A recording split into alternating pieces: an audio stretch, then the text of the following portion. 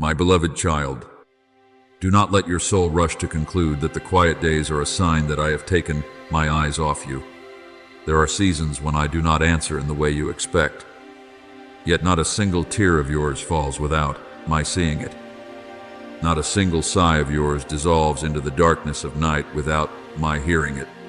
When you quietly keep your heart pure amid words of judgment, when you choose to walk gently, even though something within you has once been wounded, when you refuse to answer with bitterness, even though you have every reason to justify yourself, it is precisely in that hidden place that I am recording a testimony no one can erase. You think you are being forgotten, but in truth, you are being covered. You think no one sees your faithfulness, but I have seen the deepest motives of your heart. As it is written, the Lord looks down from heaven, he sees all the children of man. Psalm 33:13. So do not fear that your quiet labor will vanish like dust scattered by the wind. What is sown in tears will one day blossom in the light. I want you to understand that being slowed down is not always a hindrance. Sometimes it is my hand holding you back from stepping into what is not yet appointed for its proper time. There are doors that, if opened too early, would pull you into things you are not yet steady enough to carry. There are promises that, if given while the foundation is still fragile, would become a burden instead of a blessing. Therefore, I have allowed you to pass through corridors that seemed endlessly long, not to exhaust you, but to make your steps more firmly established. I have allowed you to learn how to trust when you cannot yet see, how to worship before you have received, how to stand still when every part of you wants to run in search of an answer. Be still before the Lord and wait patiently for him. Psalm 37:7 is not a call to remain motionless in despair, but an invitation to enter mature trust, where your soul knows that the one who holds the timing is also holding you. There are times when you see others moving far ahead while you seem to remain circling the same old place. You see them being called by name, recognized, and given open paths, while you still have to live with silences no one explains. But my child, do not compare the journey I have written for you with the pages I am writing for someone else. A seed does not sprout according to the cheers of the crowd. It sprouts in the soil, in darkness, in a hidden place where no one applauds. Yet it is precisely there, beneath the ground, that its roots take hold deeply. If you only keep looking at the surface, you will think nothing is happening. But I see the roots spreading through your faith. And when the season comes, you will not merely rise to be seen, you will stand firm against strong winds. Because what I am building in you is not a fading appearance, but the endurance of a soul refined through fire. Remember Joseph, my beloved child. He dreamed of great things, but the road that led to his elevation passed through the pit, the house of slavery, and the prison in the eyes of men. Those years were failure, delay, and injustice, but in my hands, they were a school of governance. If Joseph had entered the palace while his heart was still filled with bitterness, power could have hardened him, but after seasons of being misunderstood, he learned the tenderness of mercy. By the day I brought him before Pharaoh, he was no longer merely a young man who could speak of dreams, but a man carrying wisdom to save an entire nation. As Scripture says, the Lord was with Joseph, and whatever he did, the Lord made it prosper. Genesis 39:23. My presence did not leave him in the prison. In the same way, my presence has not left you in the season of waiting. The place you thought was confinement, I can turn into preparation for the day you are sent forth. Therefore, do not look at the wounds of the past as evidence that you have been disadvantaged. I did not allow what you went through to become a final sentence. I use it as material to build depth within you. The times you were misunderstood taught you not to live by praise, The times you were left behind taught you to find refuge in me. The times you had to remain silent have made your words carry greater weight in the days to come, because they will no longer come from reaction, but from wisdom refined through fire. The testing of your faith produces patience, James 1:3. And that patience does not make you smaller, but makes you mature, clear, and full of authority, clothed in humility. I do not waste a single season of your life. Even on the days when you thought you were merely trying to survive, I was still quietly building something deeper than your strength could understand. You also need to know that I do not hurry to vindicate according to the impatient rhythm of man. I do not act to satisfy haste, but to fulfill righteousness. There are times when you want everyone to understand immediately, when you want the truth to be brought to light immediately, when you want what is wrong to be corrected immediately. But I see beyond that moment. I do not only want you to be recognized by others, I want you to be free from the need to be recognized by everyone. When you no longer need to chase after human defense, you will stand in a deeper peace, knowing that the righteous judge is holding the record of your life in his hand. Commit your way to the Lord, trust in him, and he will act. Psalm 37:5. You surrender not because you are weak, but because you have learned that my hand is more precise than every effort you make to protect yourself. Then there will come a time when the things once hidden will be placed under the light, not so that you may become proud, not so that you may prove yourself greater than anyone, but so that my faithfulness may be seen through your life. When I lift you up, I do not only elevate your position, I also deepen your understanding of me. You will realize that I was never late. I only came at the moment when the fruit could endure the longest, the healing could reach the deepest, and my name could be glorified most clearly. Like the farmer who patiently waits for the early and latter rains, you are also learning holy perseverance. What I am preparing is not a passing moment, but a new season with a firm foundation.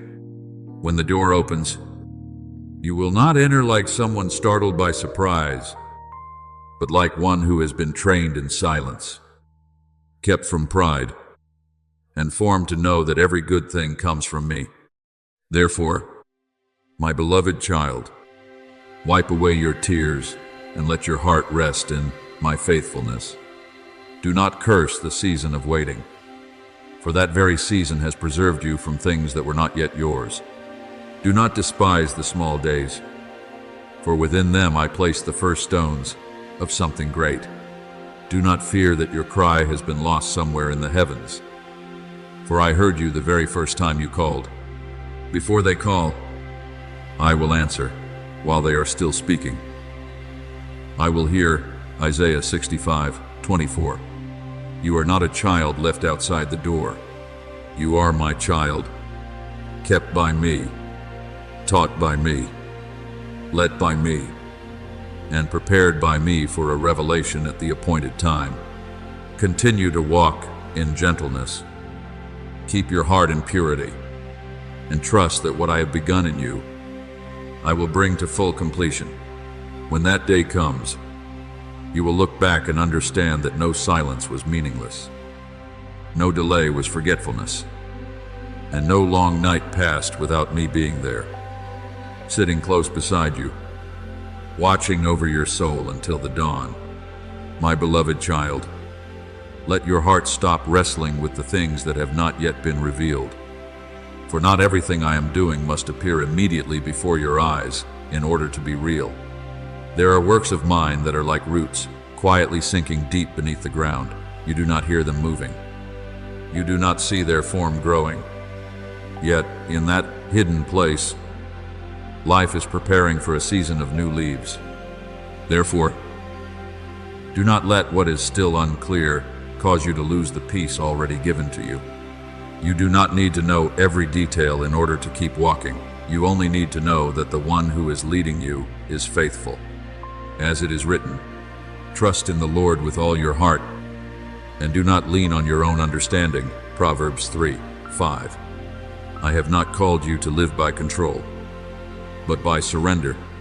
When you no longer try to grasp every answer tightly, your hands will open wide to receive what I place in them at the appointed time. Remember that standing still in me is not helplessness. It is a profound form of obedience. There are times when you think you must do more, say more, run faster, and explain yourself more. Yet I invite you to stand firm in holy stillness. When the people of Israel stood before the deep sea, what they needed most was not the strength of their arms, but the faith not to turn back. The word had been spoken, stand still, and see the salvation of the Lord, Exodus 14:13. Because there are battles I do not allow you to win by striving, but by trusting. If you remain in panic, you will only hear the sound of the chariots behind you. But if you stand in me, you will hear the waters beginning to part before you. My child, there are paths that open only when your soul stops trembling and allows me to act. What you have offered up in the days of solitude has not disappeared into emptiness. Every prayer, every time you tried to keep your heart tender, every tear that fell in a place no one knew about, has become a seed before me. You thought you were only lamenting, but I heard within it a covenant. You thought the long nights were merely the place of your weakness, but I used those very nights to deepen the well within you. Those who sow in tears shall reap with shouts of joy. Psalm 126:5. And that word is not merely a distant comfort, it is a law of my kingdom. No tear offered in faith becomes useless. No cry lifted toward me is forgotten. The things you thought had fallen to the ground have been gathered by me and placed into the foundation of what I am building. But I am not only repairing the circumstances around you, I am doing a deeper work within you. I am not only bringing you through the storm so that you may be safe, but also so that you may become one who knows how to guide others when they face their own storms. The wounds that once silenced you will no longer govern your voice. They will become places through which my light shines. The roads you once walked in tears will one day become a map for another soul that is lost. You were not called merely to survive the trial. You were called to carry the testimony of transformation. As it is written, you are the light of the world, Matthew 5:14. That light is not something you create by yourself, but my life reflected through a heart that has allowed me to heal it. I want you to look again at the story of Ruth, the woman who once stood amid loss, foreignness, and uncertainty. She left what was familiar and followed Naomi on a path with no clear guarantee. Before her eyes there was no throne, no honor, no future already written in light. Before her there was only faithfulness in each small step. Yet, in the field of gleaning, which seemed so ordinary, I had arranged a life-changing encounter. Ruth did not know that every humble step she took was bringing her into the lineage from which the Redeemer would come. As she once said, "Your people shall be my people, and your God my God," Ruth 1:16. A faithful choice made in the hidden place opened a legacy brighter than human eyes could see.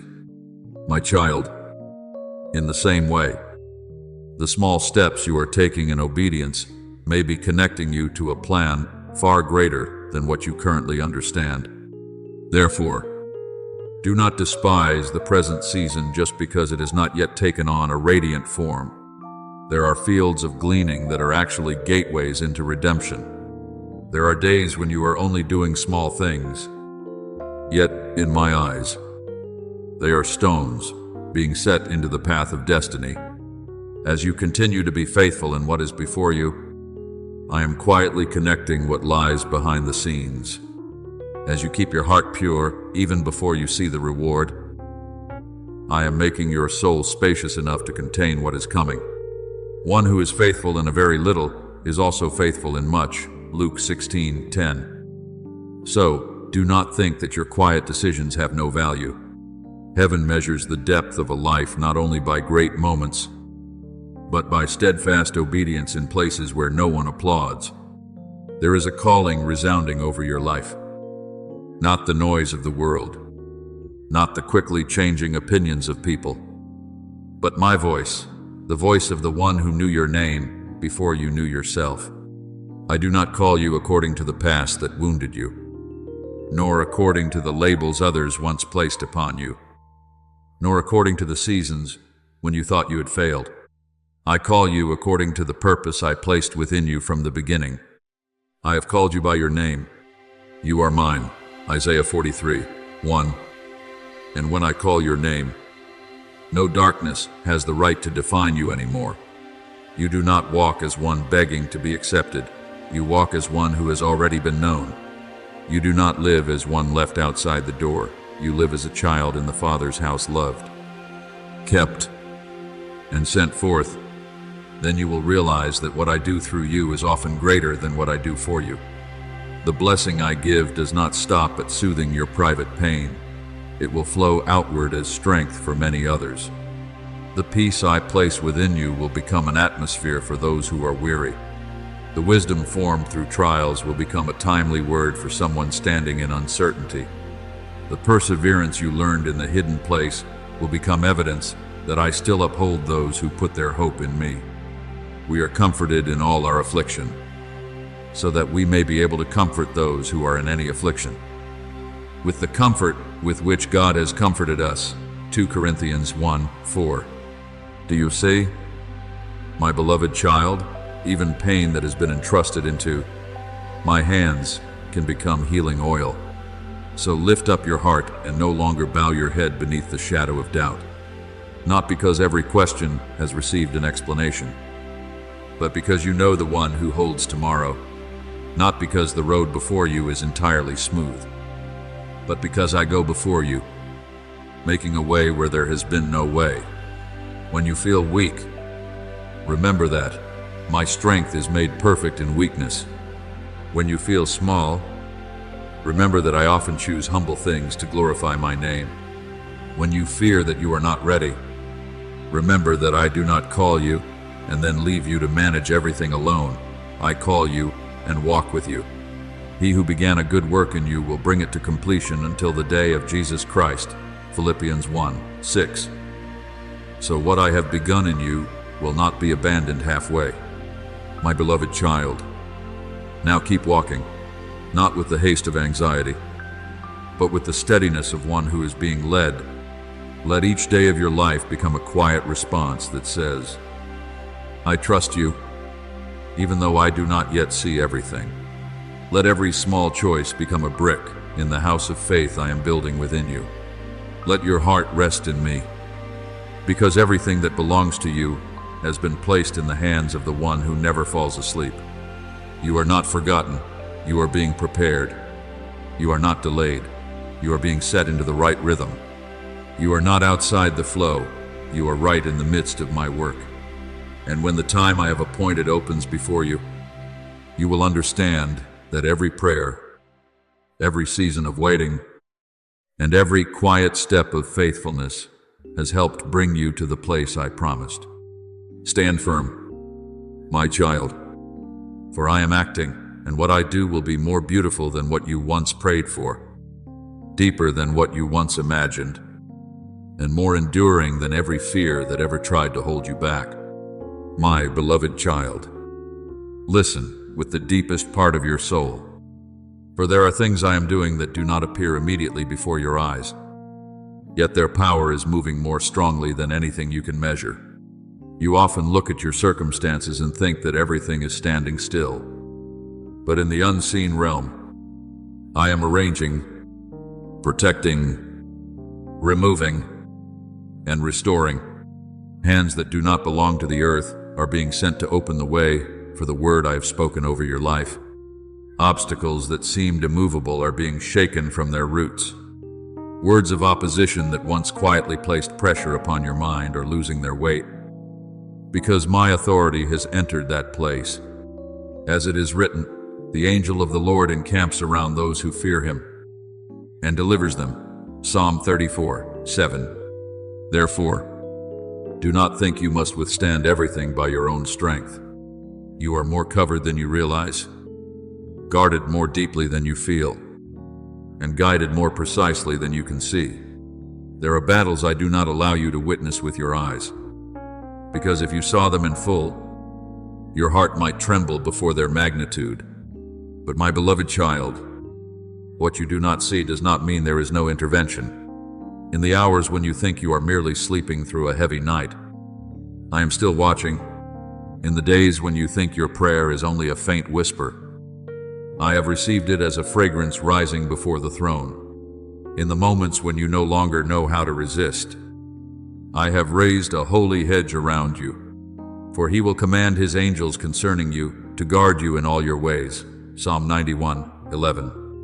That word is not a distant image, but the truth of how I keep those who belong to me. You do not walk alone through the valley.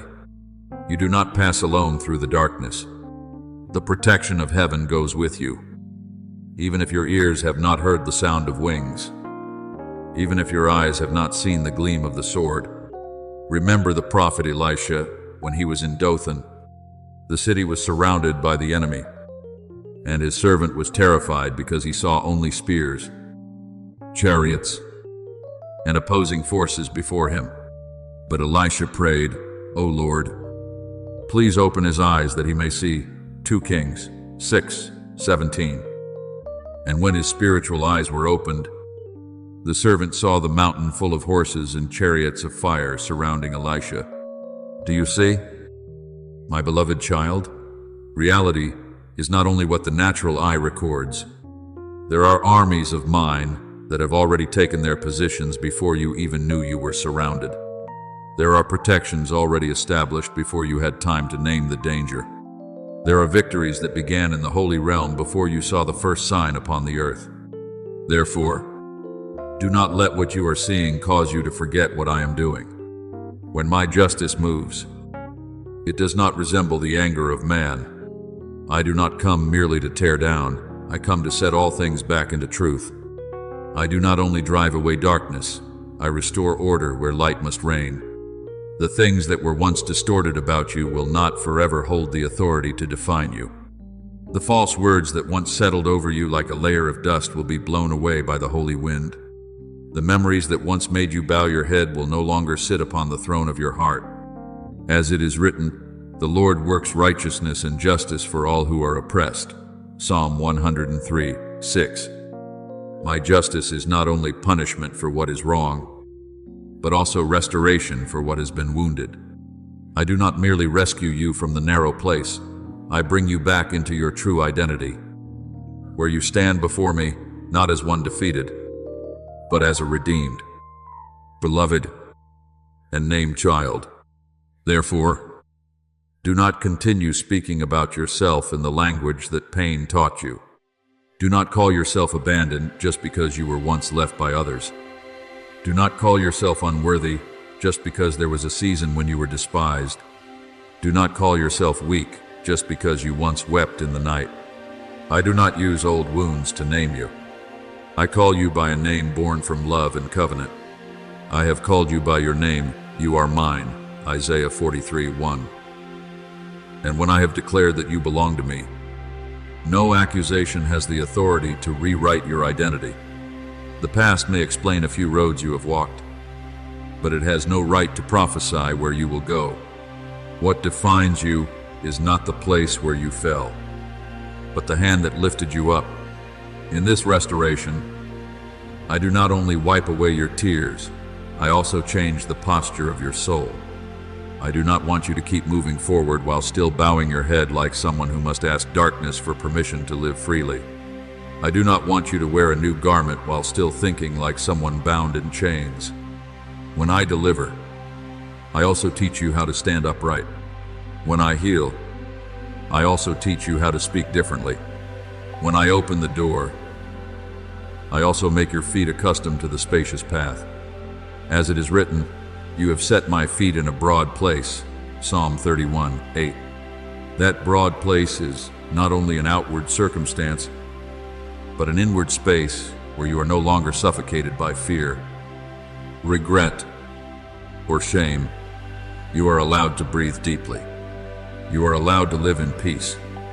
You are allowed to step into the new without apologizing because I have shown you mercy. Perhaps you once became accustomed to explaining too much, defending yourself, and proving that your heart was not what others thought it was.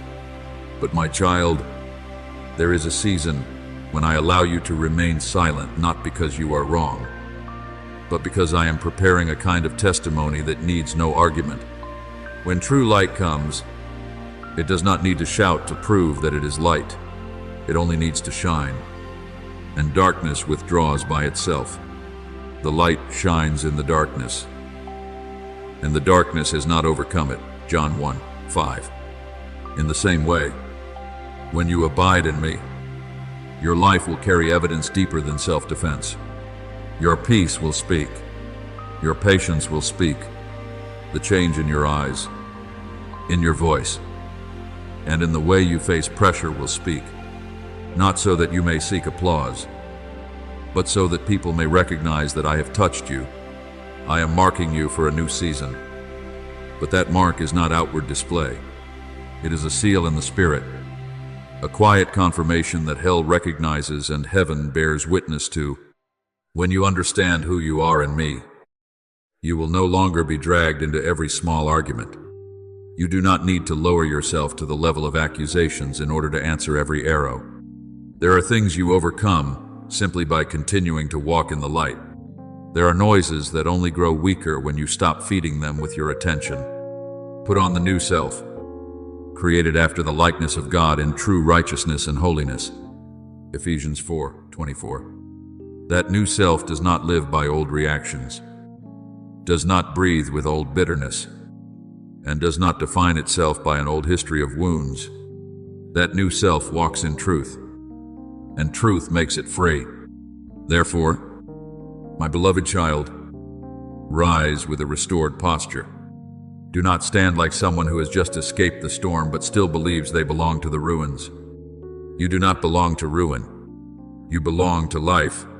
Do not walk like someone who is only hoping not to be hurt again. Walk like one who knows I have placed light within their heart to illuminate the way for others. Do not speak with the voice of old fear. Let your words be washed in faith. Death and life are in the power of the tongue. Proverbs 18:21. So begin to speak words that agree with what I have spoken, that you are loved, redeemed, lifted up, healed, sent forth, and kept by a hand that never grows weary. When your mouth stops repeating the language of pain, your soul will begin to grow familiar with the melody of freedom. Remember, you do not need to make everyone immediately understand what I am doing within you. A seed does not need to explain to the soil that it will become a tree. It only needs to remain within the process of life until its season breaks forth. In the same way, continue to be faithful. Continue to be gentle. Continue to keep your heart pure. And continue to let me guide each step. When the time comes, the fruit will testify to the roots. As it is written, the tree is known by its fruit. Matthew 12:33. A transformed life will speak more clearly than every attempt to defend yourself. You do not live to prove that you are worthy of the promise. You live because I have called you into that promise. And what I call, I also give grace to complete. Now I speak peace over the deepest hidden places within you. I speak light over the places once covered by confusion. I speak steadfastness over the places that once trembled. I speak freedom over the memories that once bound you to an old image of yourself. The battles unseen by the eye cannot swallow you. For I am the one who goes before you as fire by night and cloud by day. The opposing powers cannot hold you in fear, because my authority is greater than every darkness. Walk as one who has been guarded by heaven, confirmed by love, and restored to true identity. I am not only protecting you from what is old, I am bringing you into what is new. I am not only delivering you from what has stood against you, I am making the light within you become clear. Rise up, my beloved child, for I am with you. and where I have called you to step forward. No darkness can shut the door before you. My beloved child, there are seasons in your life that feel like walking through a long corridor while the light at the end is still hidden. You still pray, still try, still keep your heart upright. Yet it seems as though every door closes before you, you still move forward. But in your own perception, your steps feel as though they are being held back by something you cannot name. I know those days, when you wondered whether you had gone wrong somewhere, whether I was still leading you, whether the promise was still alive. But my child, hear me speak with the tenderness of a father. Not every slowing down is a sign of loss. There are times when I place you in waiting not to forget you, but to protect what I am forming within you from being born too soon. As it is written, for everything there is a season, and a time for every matter under heaven. Ecclesiastes 3:1. Therefore, what you call being held back in my hands is a timing guarded by wisdom. Do not view the pressures you once endured as proof that you were defeated. I have seen the battles no one knew about. The times you smiled while your heart was heavy. The times you remained silent when hurt wanted to make you react. The times you continued to believe, even though every outward sign had not yet changed. You passed through the fire, but that fire was not permitted to consume you. It was only permitted to separate from you what did not belong to life. Gold is placed into the furnace, not to be destroyed, but to become purer, brighter, and more fully revealed in its true value. In the same way, I allowed you to pass through pressure so that the deepest part of you might be made clear, so that your faith would no longer be merely words upon your lips, but a foundation within your soul. The tested genuineness of your faith more precious than gold that perishes, though it is tested by fire. 1 Peter 1:7. And my beloved child, that tested faith will not return to my hands empty. Perhaps you once thought you were being hindered by invisible things, but I want you to recognize a deeper truth. There are opposing forces that seek to discourage you, yet there is also my hand adjusting the rhythm of your steps. Not every closed door comes from the enemy. There are doors I close to keep you from entering places not yet prepared for you. There are relationships I allow to grow quiet so that you may hear my voice more clearly. There are opportunities I have not yet opened because I am making your heart strong enough, clear enough, and humble enough not to be possessed by them. When you do not understand, you think it is loss, but when the appointed time comes, you will look back and know that I protected you through the very delays over which you once wept. Remember David, my beloved child. He was anointed while he was still young, but he did not immediately sit upon the throne. Between the anointing and the crown, there was the wilderness. There were caves. There were years of being pursued, misunderstood, and driven into places that seemed to have nothing to do with the promise. Yet it was in that very wilderness that I taught David how to rely on me without a palace, how to worship before there was a throne, and how to keep his heart upright when he had the opportunity to take revenge on Saul but still refused to do what was wrong. If David had received the throne too early, his heart might not have been tender enough to govern my people. Therefore, the waiting did not cancel the Lord sees not as man sees.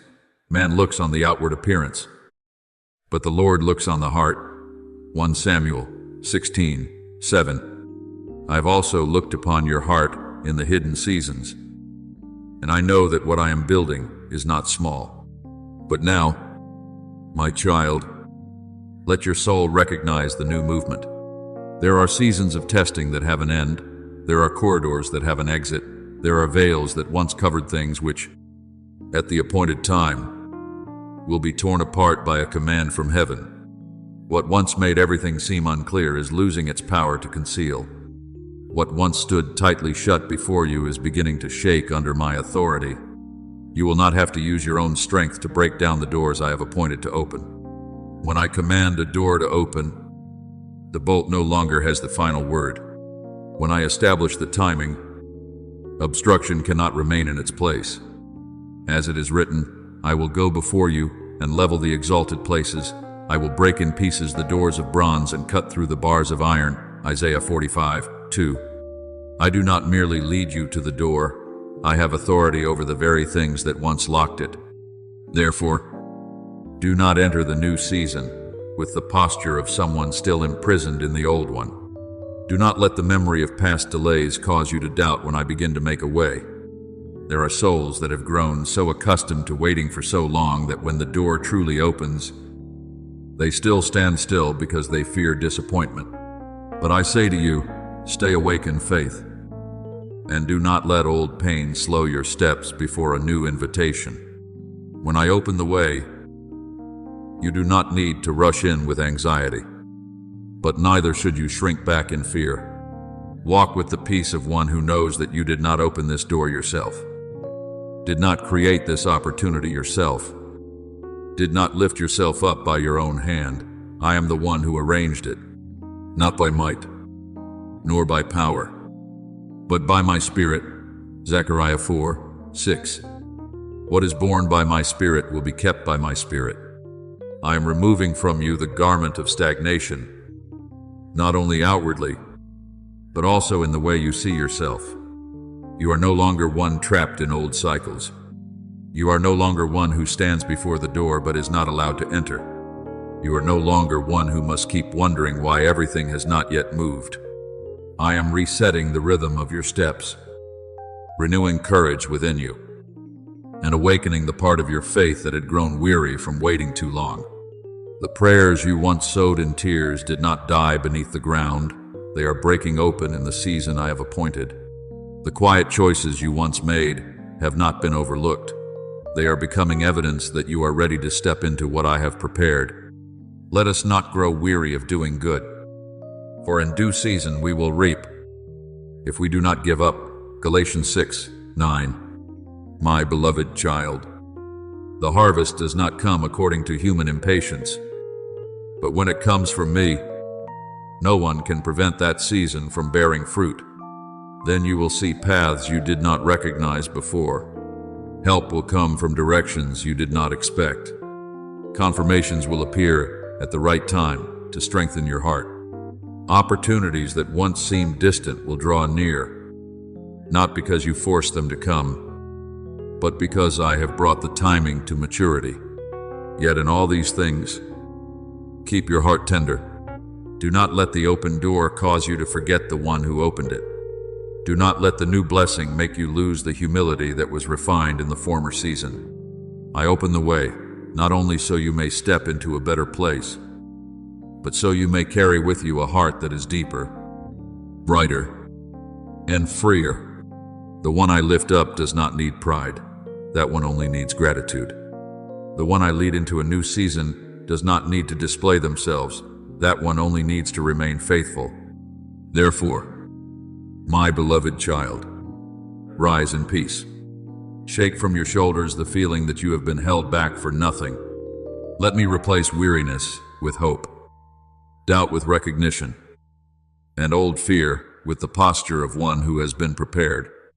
What you have gone through has not made you late for your destiny. It has brought you to the very place where you needed to stand when the door opened.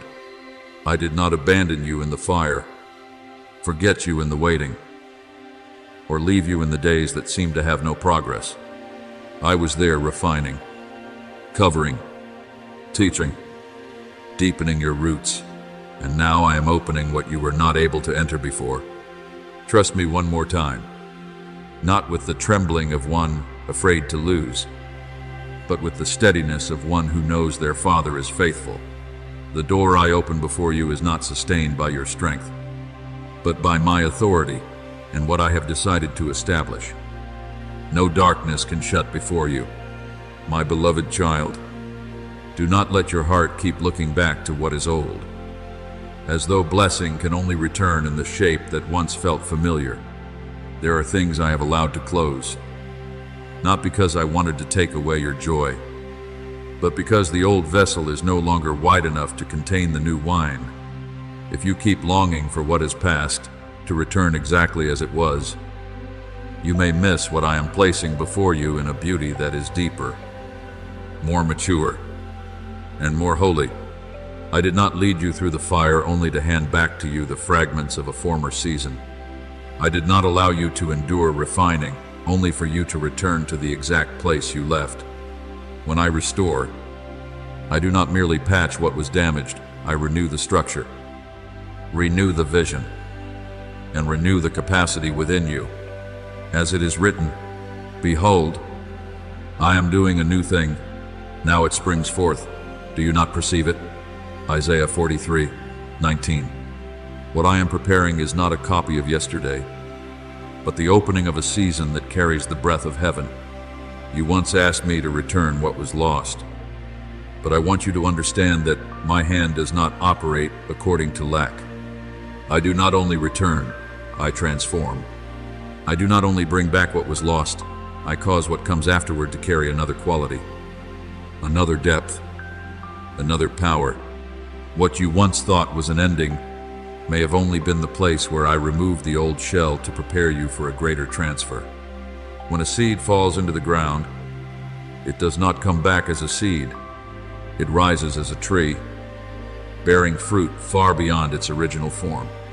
In the same way, the things you placed into my hands with tears will not return to you in a weak, fractured, or temporary condition. Those who sow in tears shall reap with shouts of joy. Psalm 126:5. And my harvest is never poorer than the season of sowing. Therefore, do not measure what is coming by the standard of what has passed. If you only search for the old feeling, you will not recognize the new glory. If you only hope for old doors to open again, you may not see that I am building a path where no footsteps have ever been. I am bringing you out of the mindset of small compensation and into purposeful receiving. What I give is not only to comfort you, but to place you in the right position. What I bestow does not merely soothe the pain, but also confirms your identity. What I open before you is not only an opportunity, but a commission. As it is written, the gifts and the calling of God are irrevocable. Romans 11:29. What I have placed upon you is not a passing emotion. It is a seal spoken from the heart of eternity. Remember, Esther, my beloved child, she did not enter the palace as one seeking honor for herself. She passed through a long and hidden process of preparation, with things she had to leave behind, things she had to learn, and fears she had to overcome. When the time came, she did not merely receive a position, she received a mission. The crown upon her head was not meant to decorate personal beauty, but to save a people from destruction. Mordecai reminded her, "And who knows whether you have not come to the kingdom for such a time as this?" Esther 4:14. Do you see? My child, there are things I place into your hands that are not only blessings, but a transfer for an appointed moment. What comes from me always carries a holy responsibility, not to crush you, but to make your life a place where my glory is revealed. In the unseen realm, I have done far more than you realize. There are decisions concerning your life that were not signed with earthly ink, but sealed with the covenant of heaven. There are arrangements that did not appear by luck, were not born from coincidence, and do not depend on the changing hearts of people. I have led you through seasons that seemed disconnected so I could weave them into one unified thread. The times you were held back, the times you had to wait, the times you did not understand why a door had closed, all of them have been placed by me into an order that you will only recognize when the season arrives. The Lord will fulfill His purpose for me. Psalm 138:8. And what belongs to you cannot be lost when it rests in my hand. You must understand that the inheritance I have prepared for you is not something you seize in fear. It does not come because you push, compete, or try to prove that you are more worthy than others. Your inheritance belongs to you because I have called your name in covenant, because I have appointed your portion according to my good will. In him we have obtained an inheritance, having been predestined according to the purpose of him who works all things according to the counsel of his will. Ephesians 1:11. Therefore, stop living like one who must beg for fragments. You are not standing outside the banquet table. You are a child in the Father's house. And what I give you does not come from pity, but from love, from purpose, and from holy election. Yet when I place something new into your hands, I am also teaching you how to carry it with a new soul. You cannot step into a season of royal authority while still thinking like one who has been abandoned. You cannot receive a transfer from heaven while still speaking of yourself with the voice of old shame. What I give requires a heart that has been enlarged, a mind that has been renewed, and a faith that no longer trembles before every outward sign. Do not be conformed to this world, but be transformed by the renewal of your mind. Romans 12:2. Because if your mind is still bound to what is old, you will not know how to receive what is new in peace. I do not only want to bless you, I want you to become mature enough to steward that blessing in humility. There were things you once could not touch, not because I did not want to give them, but because the timing had not yet matured and your heart was still being prepared. But now, what once seemed distant is being drawn near by my authority. What once seemed impossible is beginning to open, not by your own strength, but by the grace placed upon you. When I give, I also give the capacity to carry. When I call, I also give the strength to walk. When I open, I also guard the entrance. I have set before you an open door, which no one is able to shut. Revelation 3:8. And you do not need to stand before that door with the posture of one afraid to lose it. What I open is not protected by your anxiety, it is protected by my word. Therefore, my beloved child, release from your hands the small expectation of an old return. Let me replace your longing with recognition, your regret with hope, and your weary waiting with holy readiness. What I am bringing is not lacking, not temporary, not patched together from what was broken. It has passed through my light, been refined in my purpose, and been set in its proper place within my timing. You will realize that I have not merely prepared a gift, I have prepared a transfer. It is not only something for you to hold, but a new life for you to enter. Lift up your heart. My child, do not fear the new simply because it does not resemble the old. Do not doubt the blessing simply because it comes by a path different from what you imagined. I am the one who knows what truly fits you, what will cause you to grow, and what will glorify me through your life. Every good gift and every perfect gift is from above, James 1:17. And what comes from me will carry the fragrance of wholeness.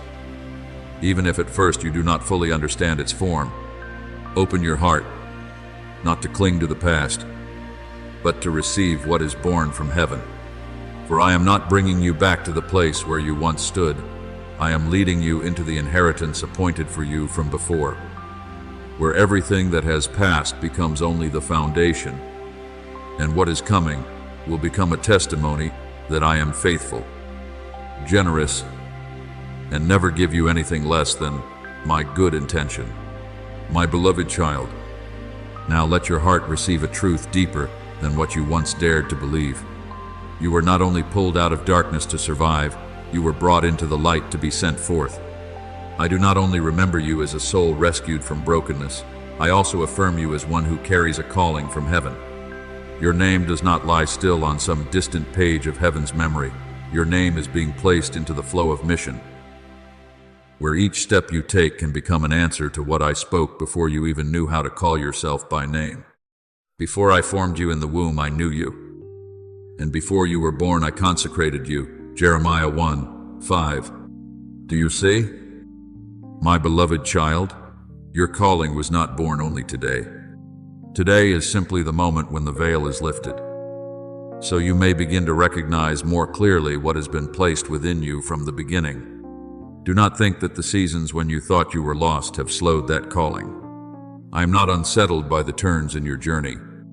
I do not lose my plan because you were once weak, because you once wept, because you once doubted, or because you passed through long nights without knowing what tomorrow would bring.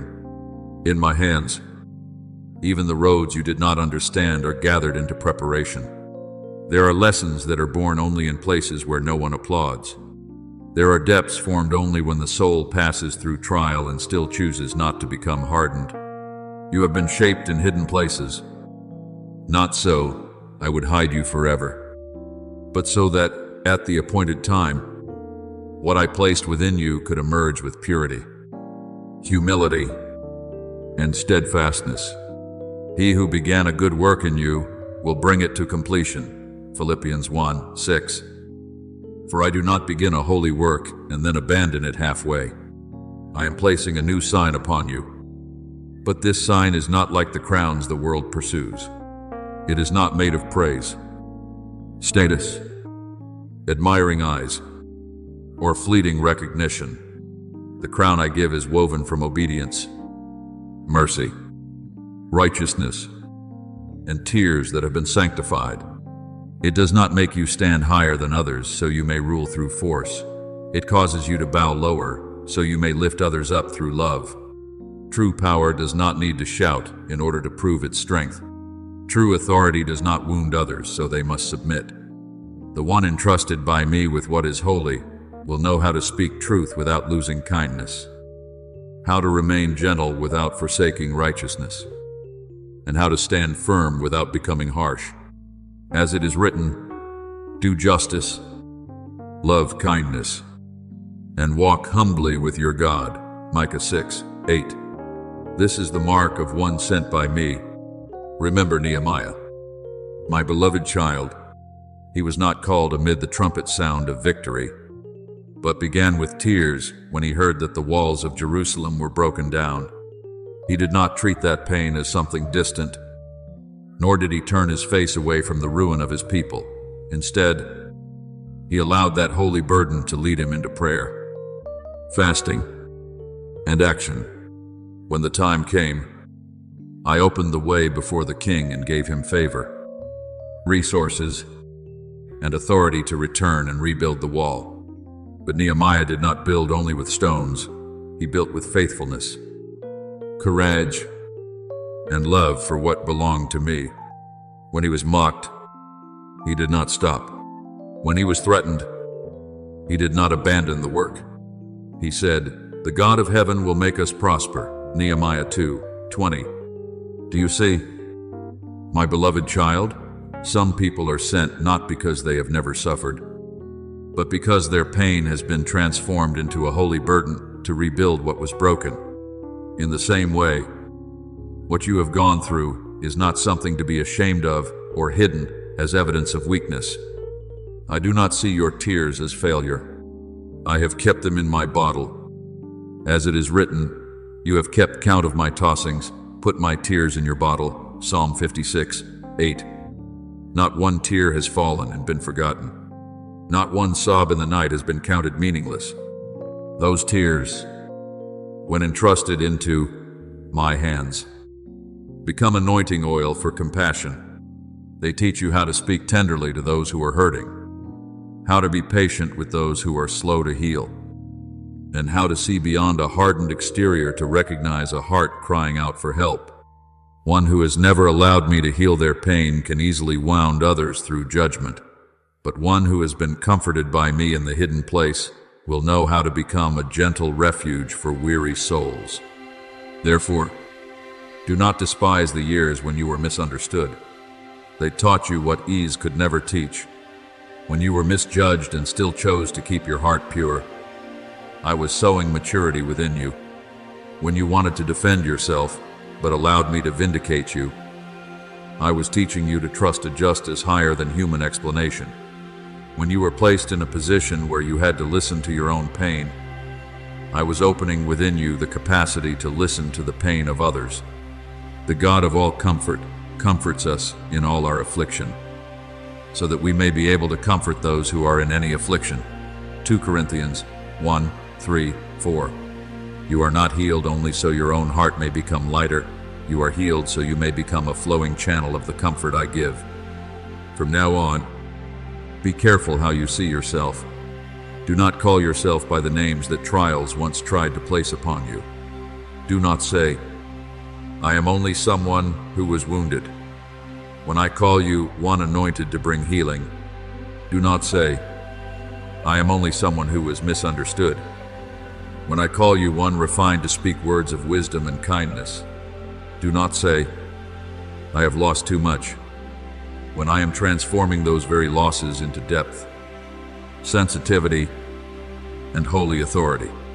You are a chosen race, a royal priesthood, a holy nation, a people for God's own possession. 1 Peter 2, 9.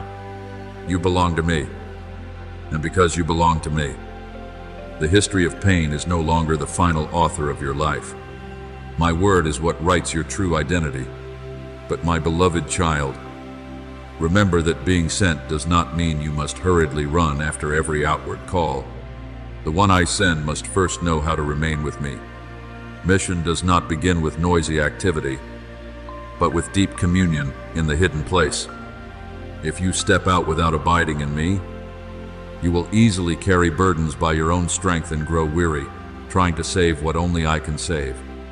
But if you abide in me, your words will carry life, your presence will carry peace, and your actions will carry discernment. Abide in me, and I in you. John 15, 4. The branch does not bear fruit by strained effort. It bears fruit because it remains joined to the vine. In the same way, let everything you do flow from abiding, not from the pressure to prove that you are worthy. I am joining within you two streams, truth and love, justice and mercy, strength and gentleness. If you have truth without love, your words can become a blade. If you have compassion without truth, you may comfort others without leading them out of their chains. But when you allow me to balance both within you, you will become a pure instrument. You will know when to speak plainly, when to embrace, when to wait, and when to stand firm. This is the mark of maturity in me, not being ruled by emotion, not being dragged away by old reactions, but being led by the Spirit in every step. Therefore, my beloved child, rise with humility, but do not be timid. Receive this crown of responsibility without pride and without fear. I have not placed this upon you so you would carry it alone. I have placed it upon you so you would walk with me. What you have gone through has been transformed by me into oil, into light, into wisdom, into a voice that has the power to lift others up. You are not only one who has been rescued from darkness, you are one sent into places that need light. You are not only one who has been comforted, you are one who will carry my comfort to trembling hearts.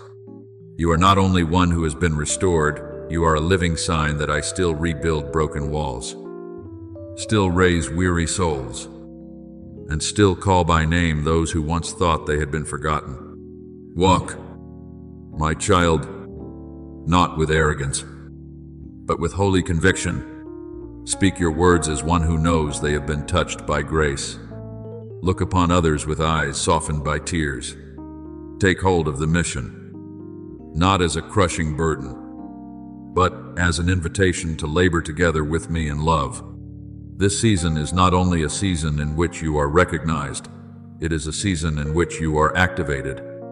It is not only the time when you are healed, it is the time when the healing within you begins to flow outward. It is not only the time when your name is remembered, it is the time when your name is placed into the work of heaven. And I, your Father, will go before you, remain with you, and work through you in ways that will cause many souls to know that my love can turn tears into anointing oil, trials into authority, and a life once wounded into a bright lamp in my hand. My beloved child, perhaps in these days you feel as though your hands are being made to release many things, as though certain connections, habits, familiar image, and even things you once thought were an indispensable part of your life are slowly leaving you. And because you are someone who knows how to love, how to become attached, and how to treasure what has walked with you through many seasons, that separation may cause your heart to ache. But hear me speak to you with the tenderness of a father. Nothing that truly belongs to the blessing I have prepared for you can be lost from my hand. What falls away from your life is not always a loss. Many times, it is liberation.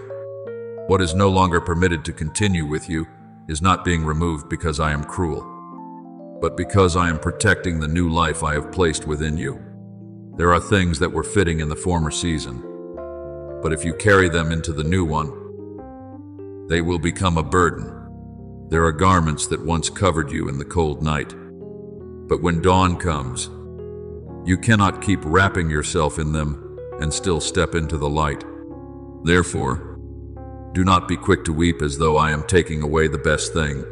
Sometimes I am only removing from you what has reached its appointed end, so that your hands may be empty enough to receive something more alive. I want you to understand that my restoration is not the gathering of every old thing and placing it back exactly where it once was. True restoration is not the preservation of every broken piece simply because it once felt familiar to you. I do not restore through sentimentality. I restore through truth. I keep what still carries life, and I cut away what has quietly been draining your soul. Just as a wise gardener does not hate the tree when he prunes its branches, I do not wound you only to abandon you. I touch you so that you may bear more fruit. My Father is the vine dresser. Every branch that does bear fruit, he prunes, that it may bear more fruit. John 15, 1, 2. Do you see? My beloved child, pruning is not a sign that you have been rejected. It is a sign that you are being cared for. If I did not see life within you, I would not prune you with such precision, because I know you can bear more fruit. I will not allow withered things to keep drawing strength from you.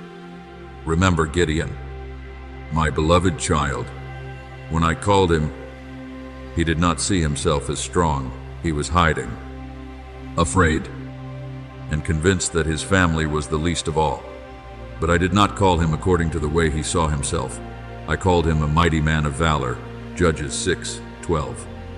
Then, when he prepared for battle, I told him to reduce the number of his men. In human eyes, that seemed like losing advantage, losing assurance, and losing the very strength needed to win. But in my plan, that reduction was not weakness.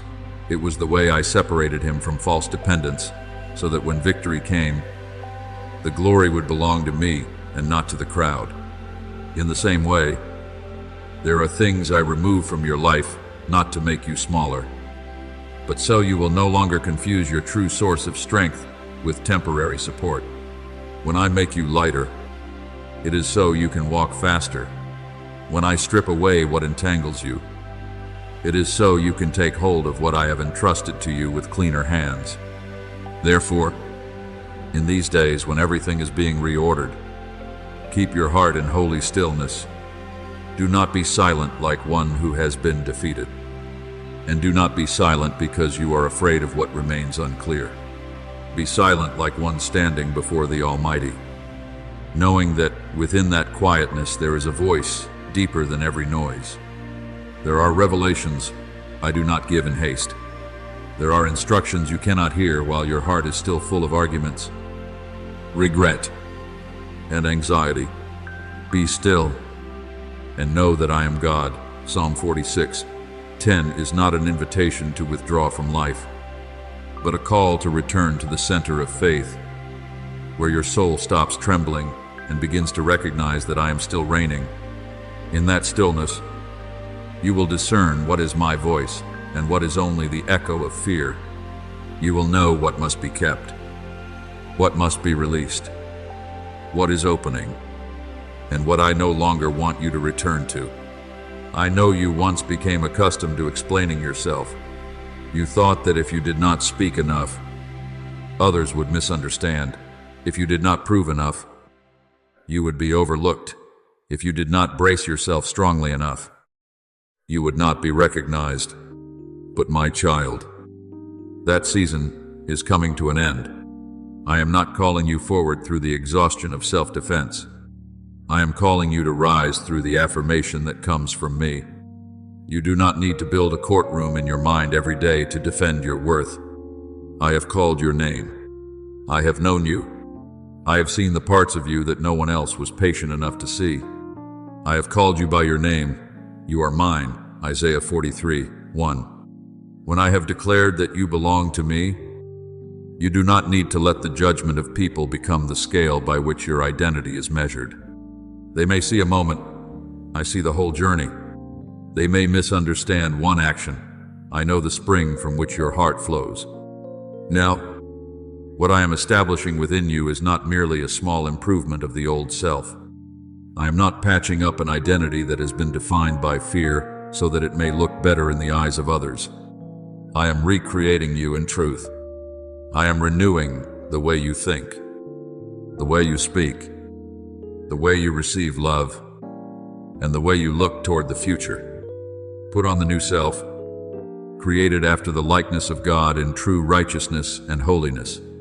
Ephesians 4:24. This new self no longer lives by the reactions of old wounds.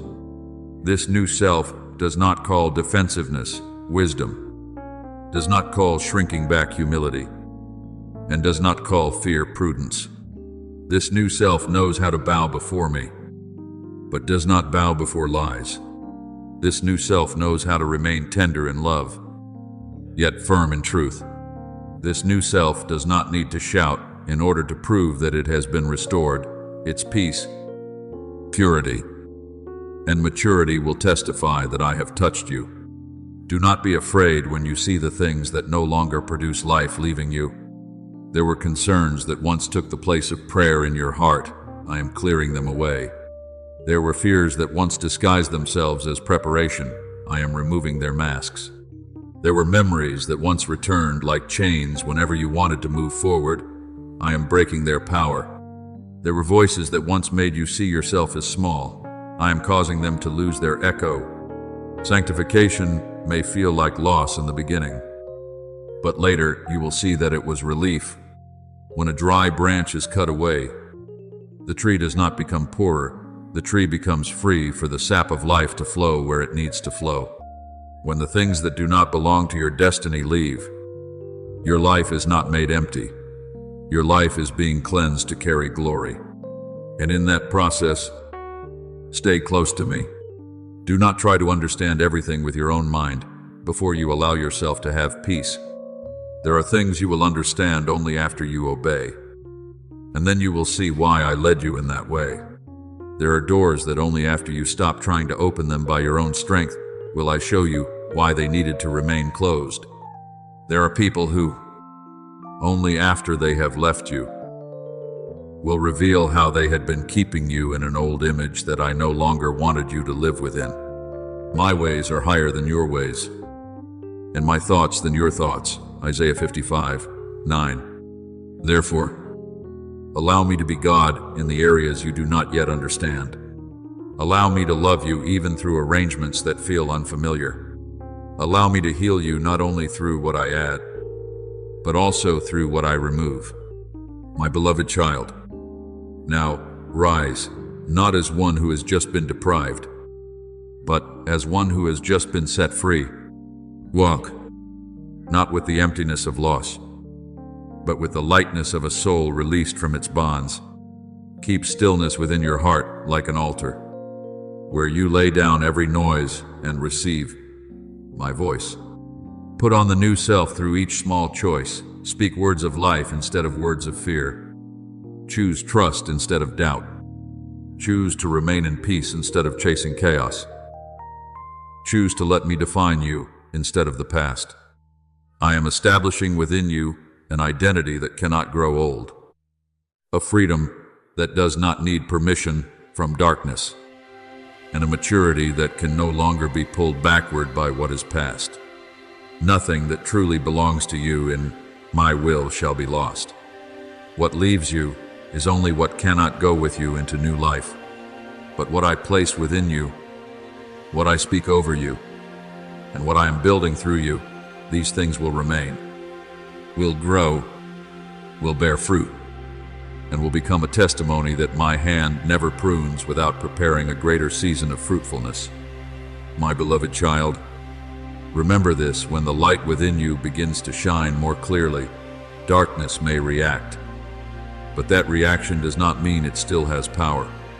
There may be old voices trying to find their way back, familiar fears knocking at the door of your mind, and memories that seem to have fallen asleep suddenly rising again to ask you, are you truly free? But I say to you, do not let their appearance make you think you are returning to the old place. That is not so.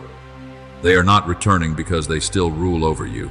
They are returning because they recognize that their dominion over you is being stripped away. When a land that was once occupied begins to be liberated, the enemy's final noise often sounds more intense, not because it has become stronger, but because it knows its time is nearly over. Therefore, do not tremble before those echoes. Stand in the truth. For as it is written, be strong in the Lord and in the strength of his might, Ephesians 6:10. Your strength does not come from never being tested, but from knowing in whom you stand. Perhaps you will feel a few old emotions return like a cold wind slipping through a door not yet fully closed. Perhaps a word, a circumstance, or someone's silence will touch an old wound and make your heart want to shrink back in the old way. But my child, do not quickly conclude that you have not been healed. Healing does not mean you will never feel again. Healing means that what you feel is no longer allowed to rule you. Maturity is not the absence of rising waves, but the refusal to let the waves decide the direction of the boat. When doubt comes, you do not need to sit down and converse with it as though it were an invited guest. When fear speaks, you do not need to give it the authority to rewrite what I have spoken. Resist the devil, and he will flee from you. James 4:7. That word does not tell you to negotiate with darkness. It tells you to stand firm in the authority of one who belongs to me. Remember Jesus in the wilderness. My beloved child, after he was baptized and the voice from heaven declared, "This is my beloved Son," Matthew 3:17. He was led by the Spirit into the wilderness and was tempted. Do you see? Right after his identity was affirmed, the tempter came to challenge that very identity. If you are the Son of God. But Jesus did not enter into an argument to prove who he was. He stood in the Word. He answered with what was written. He did not allow hunger, solitude, or the voice of challenge to shake the declaration from heaven. This is the pattern for you in this season. When your identity is restored by me, old voices may try to question you again. Are you truly loved? Are you truly called? Are you truly free? Do not answer with wavering emotions. Answer with the living word. Speak to your soul that I have called you by name. You belong to me, and what I have spoken is not canceled by a trial. I also want you to discern clearly between attack and training. When you were still weak and did not understand, you may have thought every pressure was a sign that you had been abandoned. But now I am teaching you to see with more mature eyes. There are tests that do not come to knock you down, but to reveal the strength I have placed within you. There are collisions that are not meant to drag you back into the past, but to show you that you no longer react like the old self. There are circumstances that require you to stand upright, not because I want to exhaust you, but because I want you to know that the legs of your faith have become steadier than before. Count it all joy, my brothers, when you meet trials of various kinds, For you know that the testing of your faith produces steadfastness. James 1, 2, 3. I do not call you to rejoice because of pain, but because pain is no longer meaningless when it is placed in my hands. Gold does not know how pure it is until the fire reveals what does not belong to it. Your faith is the same. Seasons of pressure do not come to prove that you are weak, but to separate from you the residue of fear, doubt, shame, and old reactions. The fire I allow is not a fire of destruction. It is a fire of sanctification. It does not burn away your identity. It burns away the false names that have clung to you for too long. It does not steal your worth. It causes your true worth to shine. As it is written, the tested genuineness of your faith more precious than gold that perishes though it is tested by fire. 1 Peter 1, 7. Therefore, do not be afraid when the furnace becomes hotter than you expected. I stand near you in the fire. I regulate the heat. I know your limits, and I never allow the fire to do what my love has not permitted. There will be people who do not understand why you no longer respond as you once did. There will be situations that once easily made you flare up, but now you choose silence and wisdom. There will be words that once pulled you into a spiral of explanation, but now you let peace guard your heart. Do not consider that change small.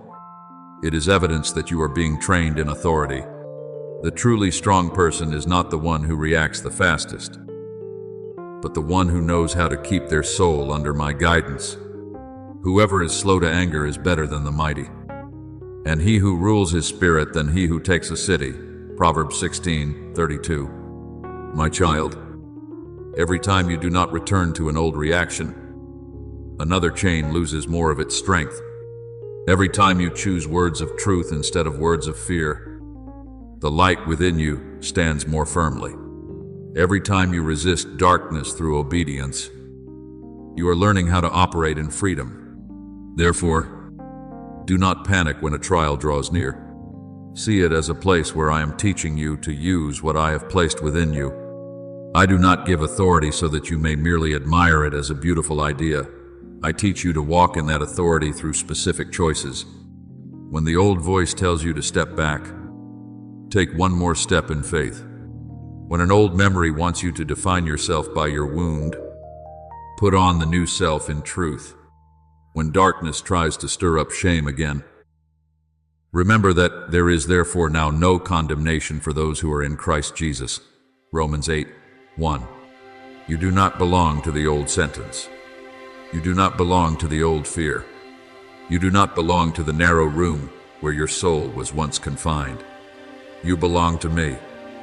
And because you belong to me, truth has the final authority over your life. Keep your heart close to me in this season of training.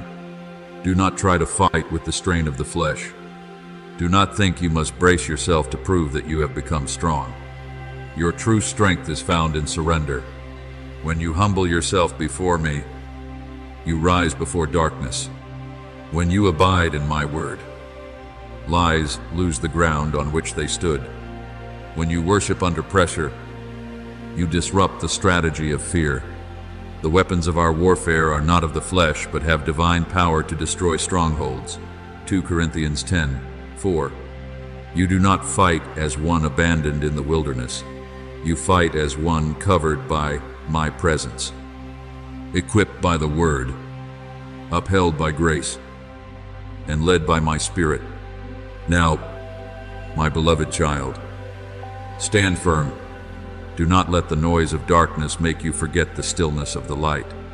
Do not let one old emotion cause you to deny the whole work of healing I have done within you.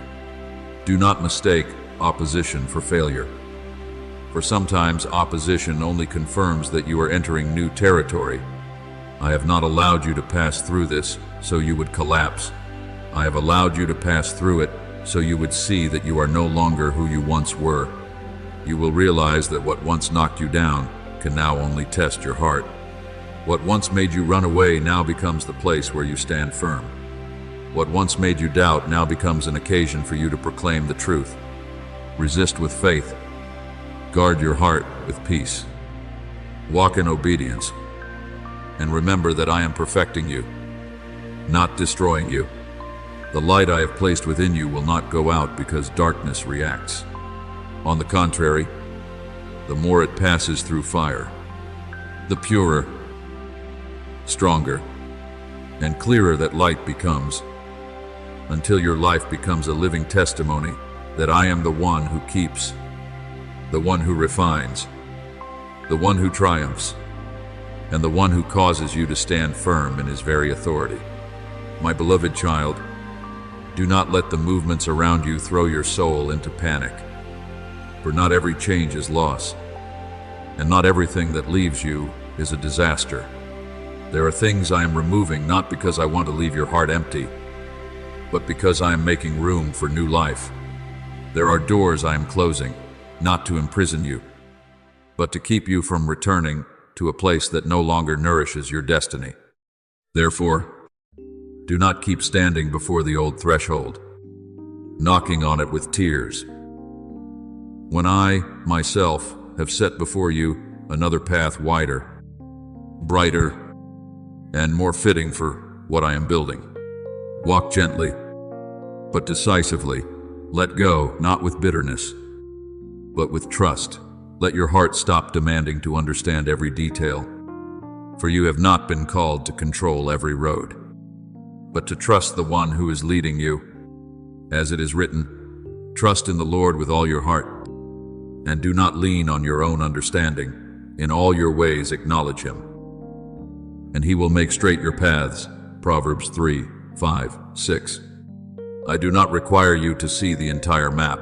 I simply invite you to place your trembling hand in mine and keep walking. I know there are parts of you that still want to hold on to what is familiar, even when it has made you weary.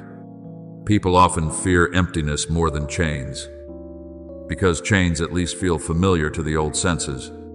But my child, I did not bring you into freedom so you would continue living like one still bound. When I remove temporary supports, it is so you may learn that I am the unshakable foundation. When I allow certain voices to grow distant from you, it is so you may hear my voice more clearly. When I cause certain paths to close, it is so your feet will no longer waste strength in cycles whose grace has ended. Do not try to hold on to what I am loosening from your hands. If it truly belongs to the purpose I have for you, it will be preserved in my hand. But if it no longer produces life, then its departure is mercy, not punishment.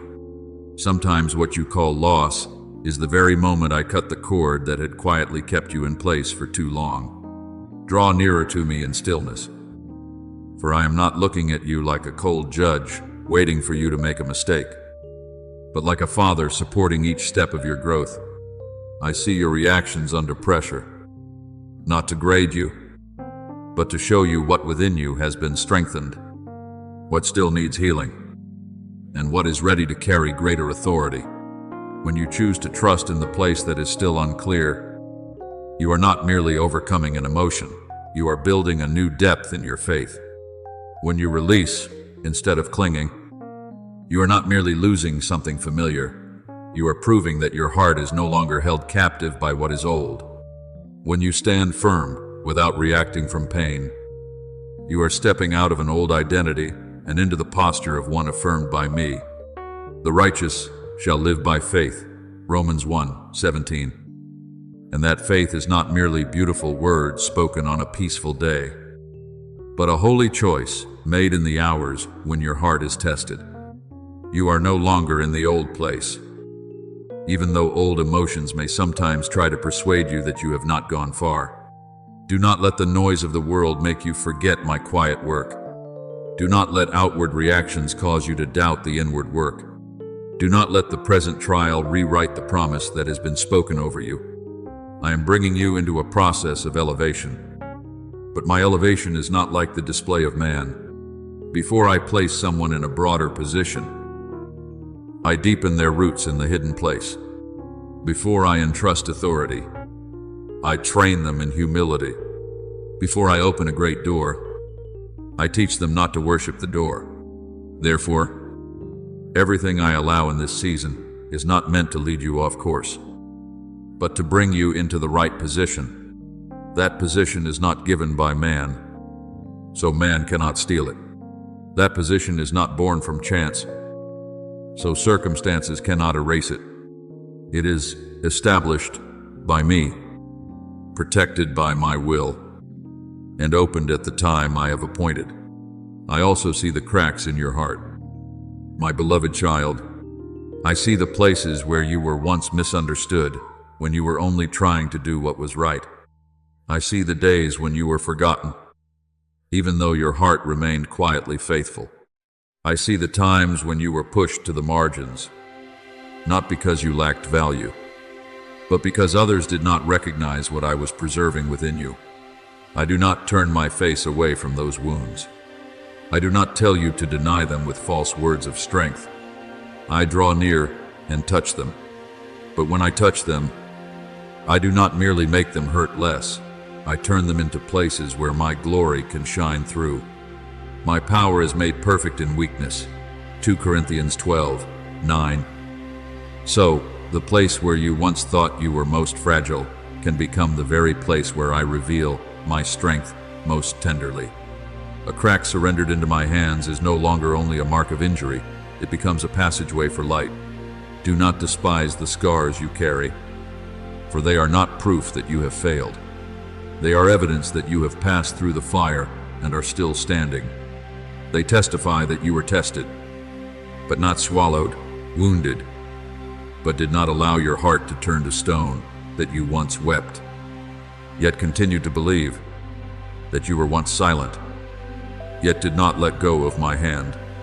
In my kingdom, a crown is not placed upon the head of one who has never bowed low. It is placed upon souls that have learned obedience in places where no one was watching. As it is written, they have conquered by the blood of the Lamb and by the word of their testimony. Revelation 12:11. The story you have lived is not something to be buried in shame. When sanctified by me, that very story becomes a testimony, becomes anointing oil, becomes a key that opens the way for others to believe that they too can be healed. Therefore, allow me to change the way you see your journey. Losses are not always theft in my hands. They can become purification. Waiting is not always delay in my hands. It can become preparation. Trials are not always signs that you have been forgotten. In my hands, they can become the place where your faith is proven genuine. You do not need to chase every voice in order to explain who you are. You do not need to return to every old place to recover what I told you to release. You do not need to prove your worth to those who only know how to see you through the lens of a former season. I have called your name. I have seen you. I knew the true part of you before the world ever had the chance to misunderstand you. And when I affirm you, that affirmation is enough for you to stand upright without arrogance, to walk without trembling, and to remain silent without weakness. Now, my beloved child, keep your heart steady. Let peace lead you through the shifting. Let wisdom guard your mouth from hasty reactions, and let faith lift your feet from hesitation. Do not be afraid when everything is being rearranged. I am the one arranging it. Do not grieve over what I have closed. I know which places no longer contain life for you. Do not resist the pruning. I know which branches must be cleansed so that the next season may bear more fruit. You are being brought into a position that cannot be replaced, because that position has not been built from ambition, but from covenant. It has not been given by the praise of man, but by my intention.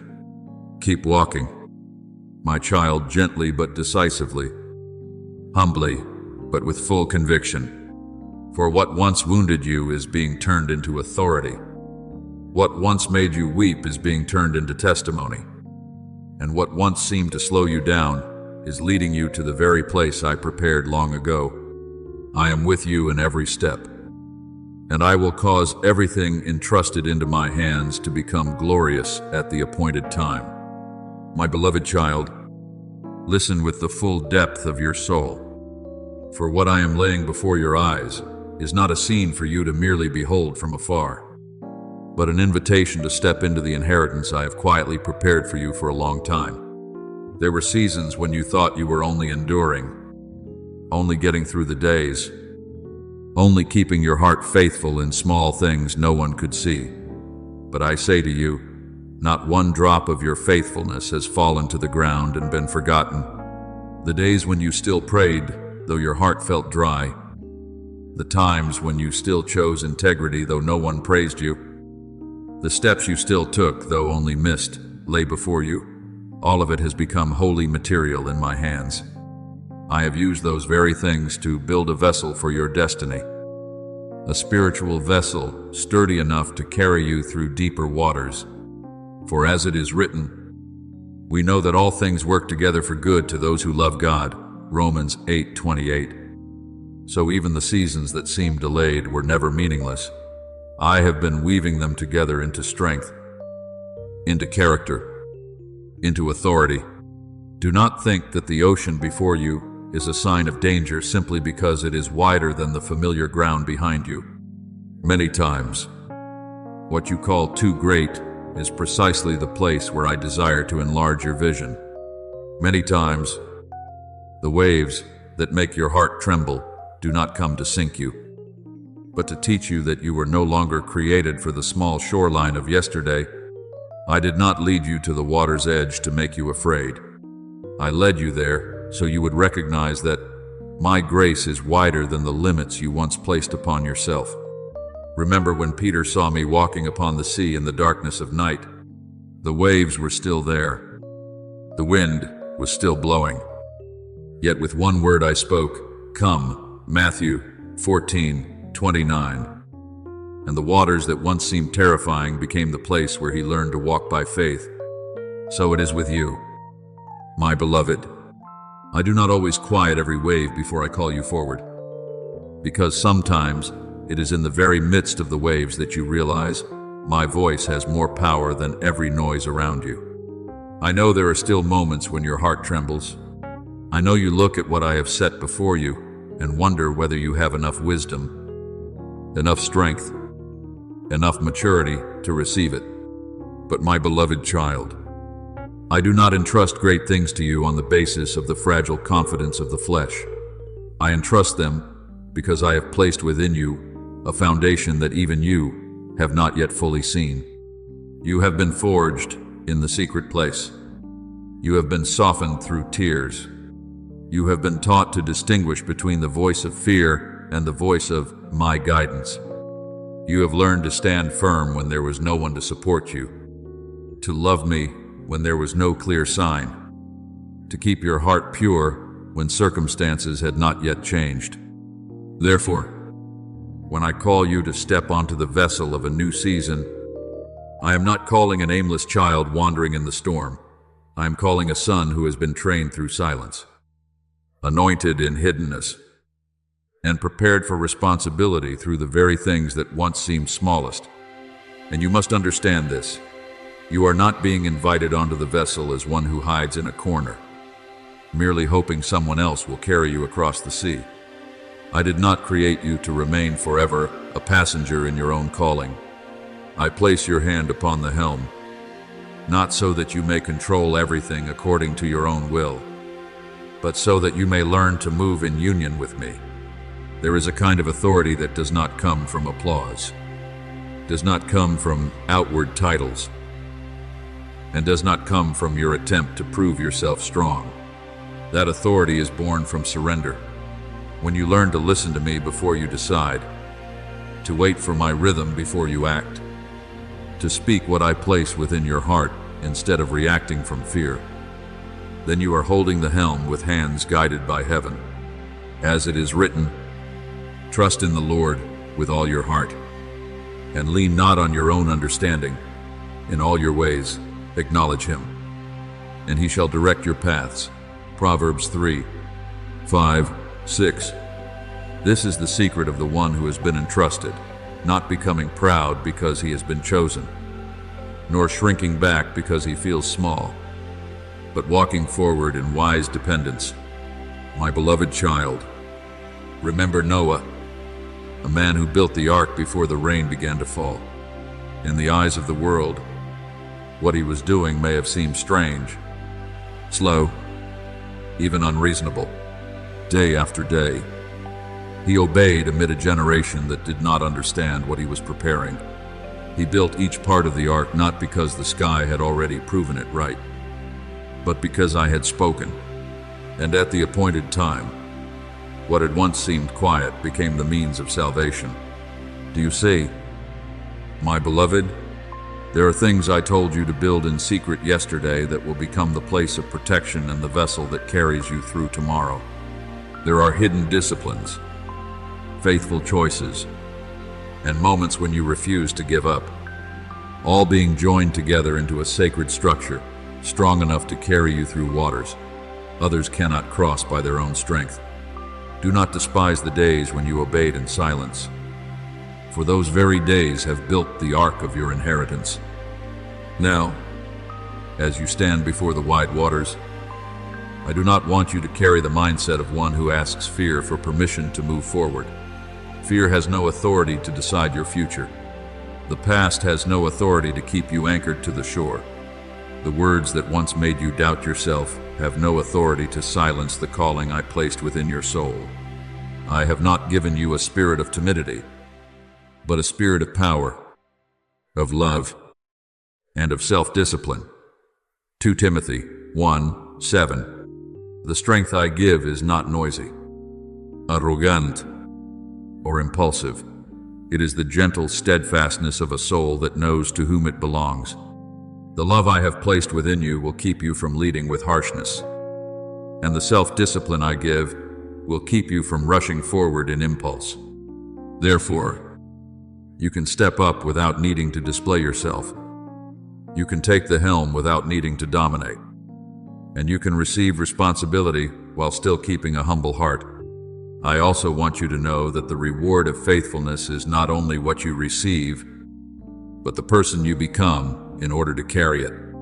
If I had entrusted the vessel to you before your heart was ready, the very gift itself could have caused you to become unsteady. But I waited, forged, shaped, healed, and removed weak motives from within you, so that when the new season opens, you will not lose your soul amid what is great. Therefore, do not complain because the journey has been long. Do not resent that the door opened more slowly than you hoped. There are delays that, in your eyes, seemed like postponement, but in my eyes were protection. There were silences you thought meant you had been forgotten, but they were the very place where I reinforced the bottom of the boat, stretched the sails, prepared the anchor ropes, and taught your hands to hold the helm without trembling. Therefore, my beloved child, step forward with peace in your heart. The ocean is not your enemy. It is the space I will use to enlarge your calling. The vessel is not an illusion of hope. It is the result of what I have built within you through the years. The helm in your hands is not a burden for you to fear, but a sign that I trust the work I have completed inside you. When you are weary, remember, I can do all things through Christ who strengthens me. Philippians 4:13. When you are uncertain, return to my voice. When the wind changes direction, keep your eyes fixed on the one who is with you upon the sea. I am not merely standing on the shore watching you sail out. I am in the wind to guide the sails, beneath the waters to lift the body of the vessel, and within your heart to give you courage. Go, my child. Leave the old shore with gratitude. Step into your inheritance with humility, and move toward the new horizon with a clear and radiant faith. For I have prepared you. I am leading you, and the work I began in you I will bring to completion until the day my glory is revealed. My beloved child, let your heart grow still before my calling. For what I speak today is not a pressure meant to frighten you, but a gentle hand placed upon your shoulder to lead you out of the place where you have remained for too long. There are shores that once served as shelter, but there comes a time when If you continue to stay there, they become a limitation. There are familiar places that once helped you survive, but not every place that once protected you was meant to keep you forever. I do not blame you for clinging to the old shore in the days when you were weak. I know there were times when you needed a place to breathe, a quiet ground where you could recover. But now, as I call you out to sea, it is not because I have forgotten the storms you once endured, but because I know you have been formed more deeply through those very storms. You are no longer the trembling child who only hopes the waters will not rise. You are being called to become one who knows how to hear my voice amid the waves, who knows how to place your hand upon the helm in dependence, and who knows that the wide sea cannot swallow the one whom I am keeping.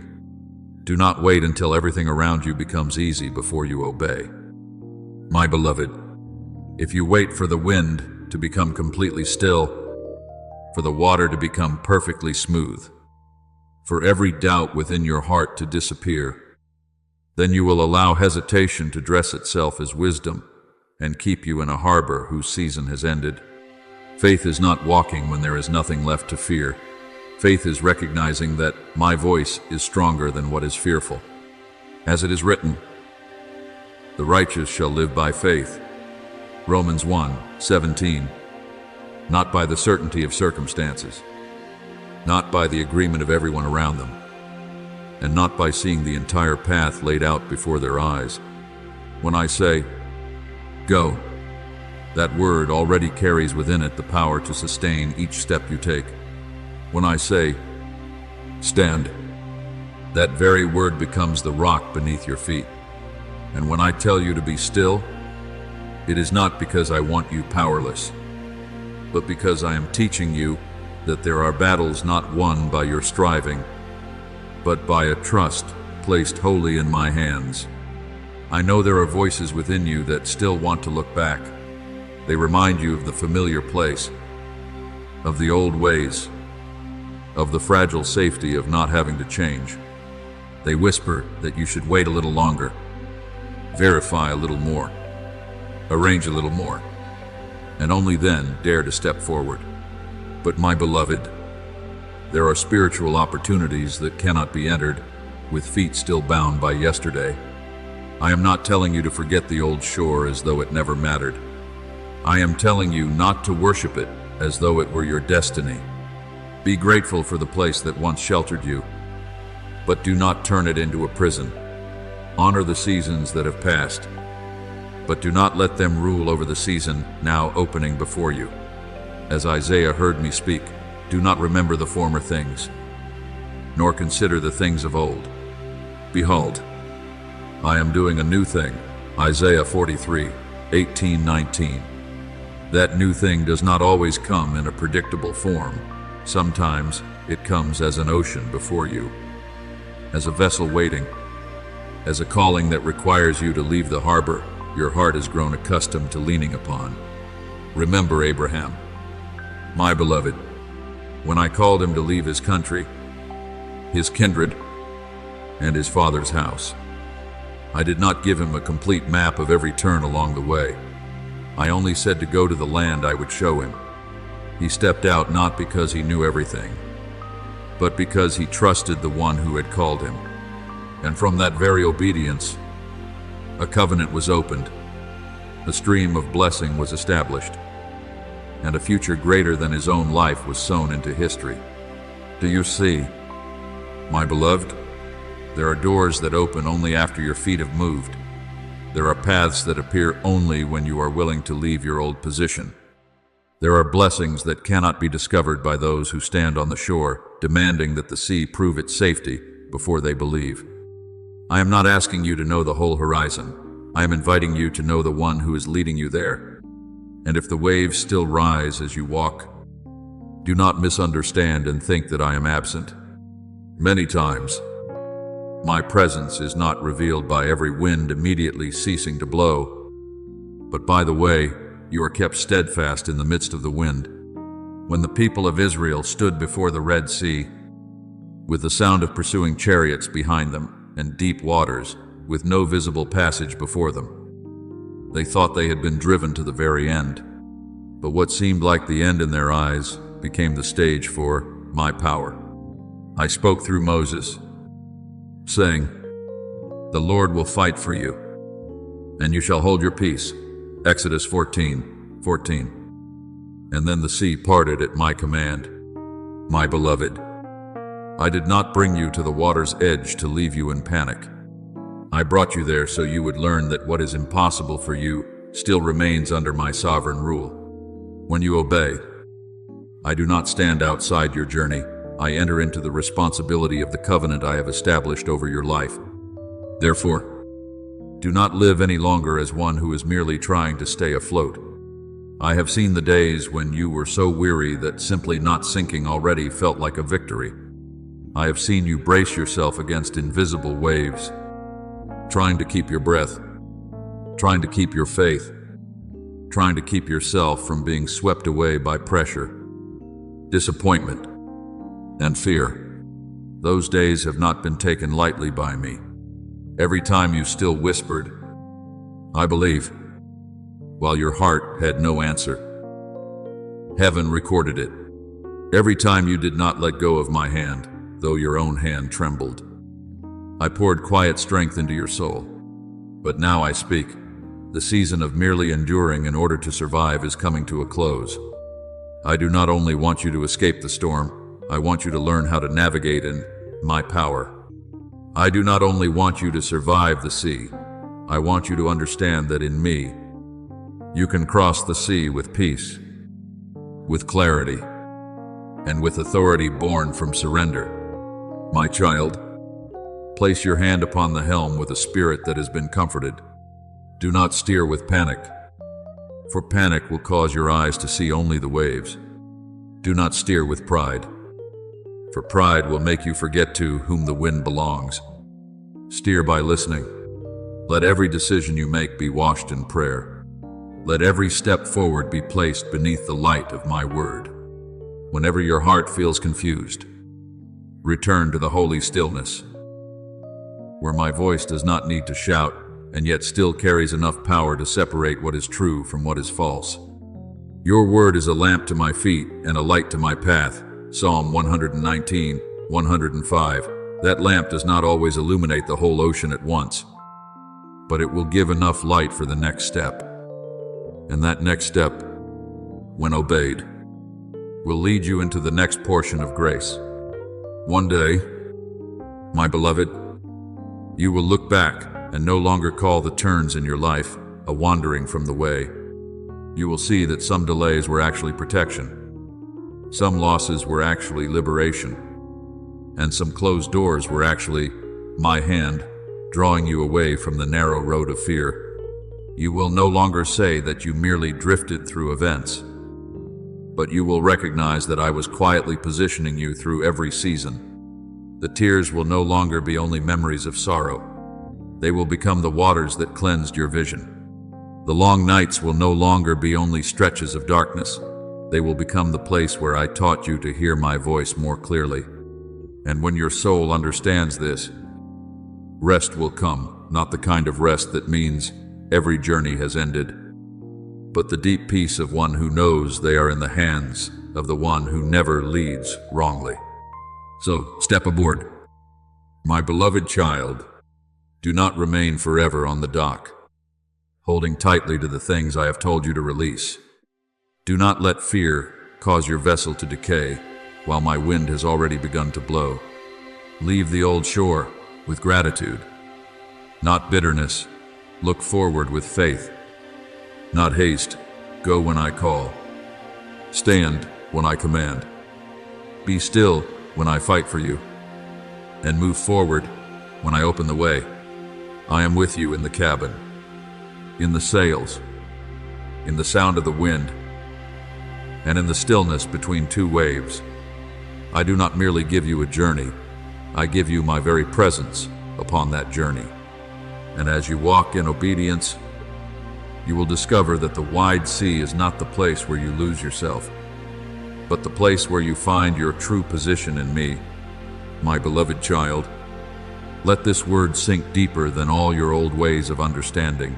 Your life has never been a series of disconnected events thrown together by chance. Not one season you have passed through has been outside my sight. Not one turn, not one pause, not one delay. Not one time you stumbled and rose again has been forgotten in my eternal hand. There were roads you once called repetition that I called a classroom. There were days when you thought you were walking in the same circle. Yet, I was deepening the foundation within you. There were places where you thought you had strayed from the main path. Yet I was quietly drawing you away from a road that no longer belonged to your destiny. Therefore, do not be quick to judge your journey through weary eyes. What you see as confusion, I see as a map being unfolded. What you thought was delay, I am using as a sacred adjustment. And what you once believed was loss of direction may sometimes be the very way I am bringing you back to the axis I placed within your soul before you even understood who you were. You must understand that what is written, all things work together for good to those who love God, Romans 8:28, is not merely a gentle saying meant to soothe pain for a moment.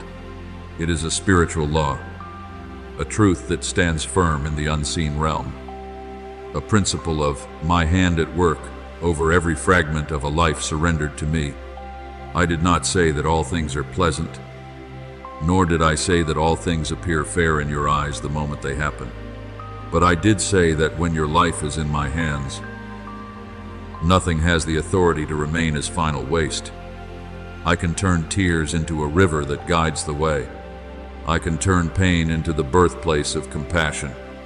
I can turn silent years into a forge of authority. I can take what once made you think you were late and use it to prepare you for the appointed time that haste could never have brought you into. So, my child, no longer see your life as a prolonged battle merely to survive. I know you have lived in that posture before. I know there were mornings when you woke, only hoping you would have enough strength to get through one more day. Nights when you lay down while your soul was still stretched tight like a bowstring. And seasons when you thought peace was something reserved for others. But I do not define you by the days when you had to struggle. I do not call you one chased by the storm. I call you one whom I am leading into a greater voyage. Change the way you see. The sea before you is not only a place of waves, it is also a place of horizon. The wind is not only a force that frightens you, in my hands. It can become the breath that carries your sails forward. The movements around you are not only chaos. If you learn to listen to me, they will become signs by which you adjust your direction. Remember Joseph, my beloved. He was sold by his own brothers, taken down to Egypt as a man who seemed to have lost every choice, falsely accused in Potiphar's house, and forgotten in the prison after he had helped others understand their dreams. Seen through human eyes, his life looked like a chain of injustices, like doors slamming shut one after another without explanation. But in the deeper realm, I was weaving a path even Joseph himself could not yet see. The prison was not the end. It was the corridor leading to the palace. Being forgotten was not final failure. It kept him there for the appointed time when Pharaoh would need an interpretation. And when the destined day came, what had once wounded him became the position through which many lives were preserved. That is why he could say to those who had harmed him, "You meant evil against me, but God meant it for good." Genesis 50:20. Do you see? I do not create the wickedness of human beings, but I have the authority to turn even those things toward the service of my redemptive purpose. In the same way, the seasons when you thought you were being pushed far away from the promise may be the very seasons in which I am bringing you closer by a road your reason has not yet understood. When a door closes, do not immediately call it rejection. When a plan falls apart, do not rush to say, "I have withdrawn my hand from you." When someone leaves, do not think your worth leaves with them. There are separations that are protection. There are delays that are refinement. There are empty spaces where I am making room for something new to enter. You often look at the map from such a close angle that you only see the sharp turns, while I see the whole voyage from the beginning to the appointed shore. I know which currents must be avoided, which winds must be waited for, which harbors are only temporary places of rest, and which waters will reveal the strength I have placed within you. Now, I am no longer merely calling you to rise above the surface of the water. I am teaching you to understand the language of the sea. I am not only pulling you out of the place of sinking, I am placing within you the awareness of one who guides the way. This does not mean you have become strong enough on your own to no longer need me. On the contrary, the more is entrusted to you, the more deeply you must learn to depend on me. A true guide is not one who grows proud because he knows the direction of the wind, but one who humbly recognizes that the wind belongs to the Creator.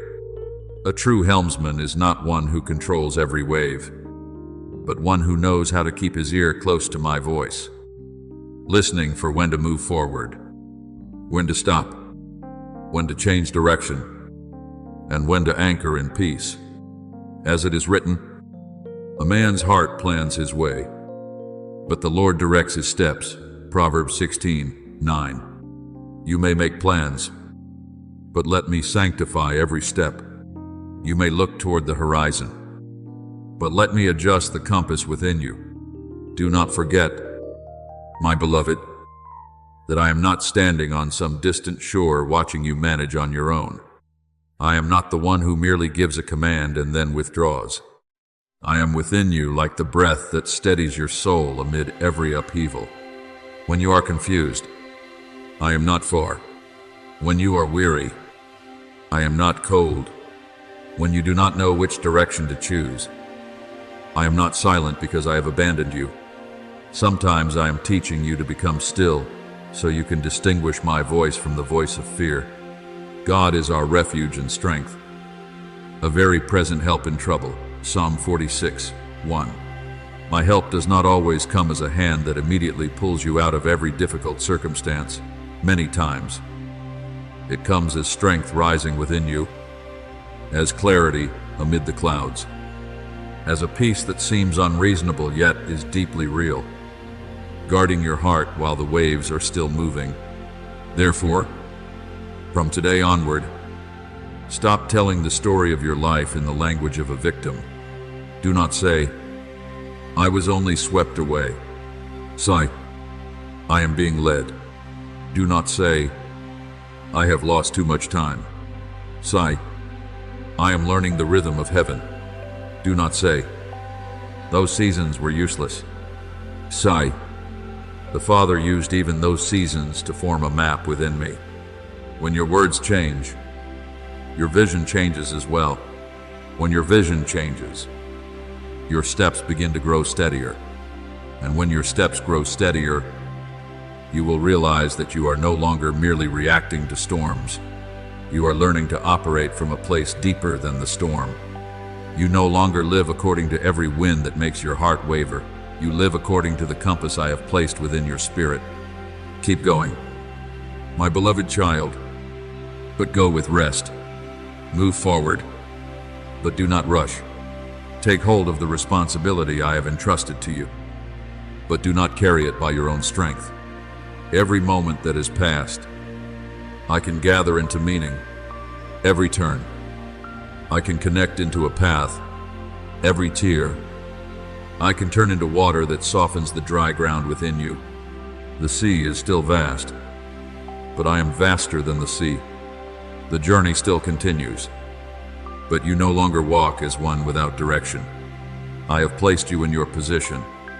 I am within you, going before you, surrounding you, and causing everything in my hands to become your final good. Therefore, lift up your head. You are not merely getting through life, you are being led by me into a holy voyage, where every wave must also serve the word I have spoken over you. My beloved child, let the eyes of your soul be opened in this hour, for there are things you once called resistance that did not come to stop you, but to create lift for the sail within you. There are winds you once feared because they blew against your face. But when your hands are taught by me how to steer, that very wind becomes the force that carries you out of the old harbor. There were upheavals that once made you stagger, that made you wonder why your journey had so many turns. But I say to you, in my hands, not every movement is chaos. Some shaking is the sign that the vessel is leaving shallow waters. Some pressure is evidence that you are entering a deeper current. Some things that once made you think you were growing weaker are actually revealing the strength I quietly placed within you in former seasons. Therefore, do not look only at what is opposing you. Look at what I am building within you through that very thing. I no longer want you to live as one who merely reacts to circumstances. My beloved, I do not want every wave that passes through your life to determine your countenance, your words, your faith, and your direction. There was a time when you learned how to survive, how to keep yourself from sinking, how to breathe in the midst of heavy days. I do not despise those seasons. But now, I am bringing you into a more mature dimension, where you no longer only ask, "Why is this happening to me?" but begin to ask with an awakened heart, "Father, where are you leading me through this?" That question will change the way you see your whole life. When your soul stops standing in the position of one being hunted by circumstances, you will begin to see that I can use even the strong current itself to bring you to the place I have appointed for you. As it is written, we walk by faith, not by sight. 2 Corinthians 5:7. So you are not called to interpret your life only by what appears on the surface, but to recognize my hand hidden beneath every movement. Remember Daniel, my beloved. He was taken into Babylon, a foreign place, an environment unfavorable to faithfulness, a royal court filled with strange voices and pressure to conform to the current of the world. If seen only with natural eyes, it was a great loss, the loss of homeland, the loss of familiarity, the loss of the right to choose his circumstances. But I did not allow Babylon to define him. In the very land of exile, I caused an uncompromising soul to shine. In the king's court, where many were swept away by ambition and fear, Daniel still kept the rhythm of prayer, still discerned what belonged to me, and still stood firm before the pressure of men. When he was thrown into the lion's den, the thing that should have devoured him became the place where I revealed my protection. As the testimony declared, God sent his angel and shut the lions' mouths. Daniel 6:22. So understand this. Sometimes I do not prevent you from entering the fearful place, but I enter it before you to prove that the power of circumstance is not greater than my covenant over your life. In the same way, the lonely seasons you have passed through were not proof that I had forgotten you. I brought you into those silences not to dry you out, but to separate you from dependence on applause, affirmation, and the constant presence of others. When all the noise around you quieted down, you began to hear the deeper vibrations of my voice. When the people you once leaned on were no longer as near as before, you learned that I am not a secondary refuge, but the chief foundation stone of your life. I taught you to wait when your instinct wanted to run in search of quick answers. I taught you to be silent when your heart wanted to defend itself with too many words. I taught you to stand still when fear wanted you to retreat. And in each of those lessons, I was not delaying you, I was training you. For one who is called to guide in a deeper season cannot be controlled by the crowd, nor can he change direction simply because the voices outside him change their tone. Therefore, do not use someone else's map to measure your own journey. Do not look at their life and condemn yourself as slower, different, lonely, or harder to understand. I did not create two souls exactly alike, nor did I write two voyages with the same stroke of ink. What I have placed within you has its own structure, its own rhythm, its own season of blossoming, and its own responsibility. Some are called to stand upon quiet shores and keep the flame alive in familiar places. Others are called into deep waters to carry light to those who are losing their way. You do not need to envy anyone else's path, nor do you need to borrow the shape of another calling in order to feel valuable. As it is written, I have called you by your name, you are mine, Isaiah 43:1. I do not call you by someone else's name. I do not measure you by someone else's rhythm. I do not give you a copied inheritance. I call you by your own name, and within that name is the seal of a purpose that only you can carry in the right way. When you understand this, you will no longer fear your difference. There are things within you that once made you feel out of place, yet they are actually signs of being set apart. There are deep perceptions, sensitivities, holy urgings, and times when you cannot remain at peace in the presence of another person's darkness. All of these are not meaningless burdens. I placed light within you not only to warm you, but so you would become a sign for souls who are feeling their way through the dark. But before that light can guide others, I must purify it from the need to be recognized by people. Before you can stand firm for those who tremble, I must teach you to stand firm when no one sees.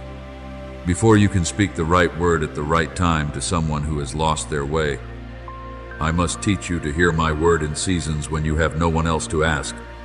My beloved, do not call every empty space a loss. Some empty spaces are my preparation room.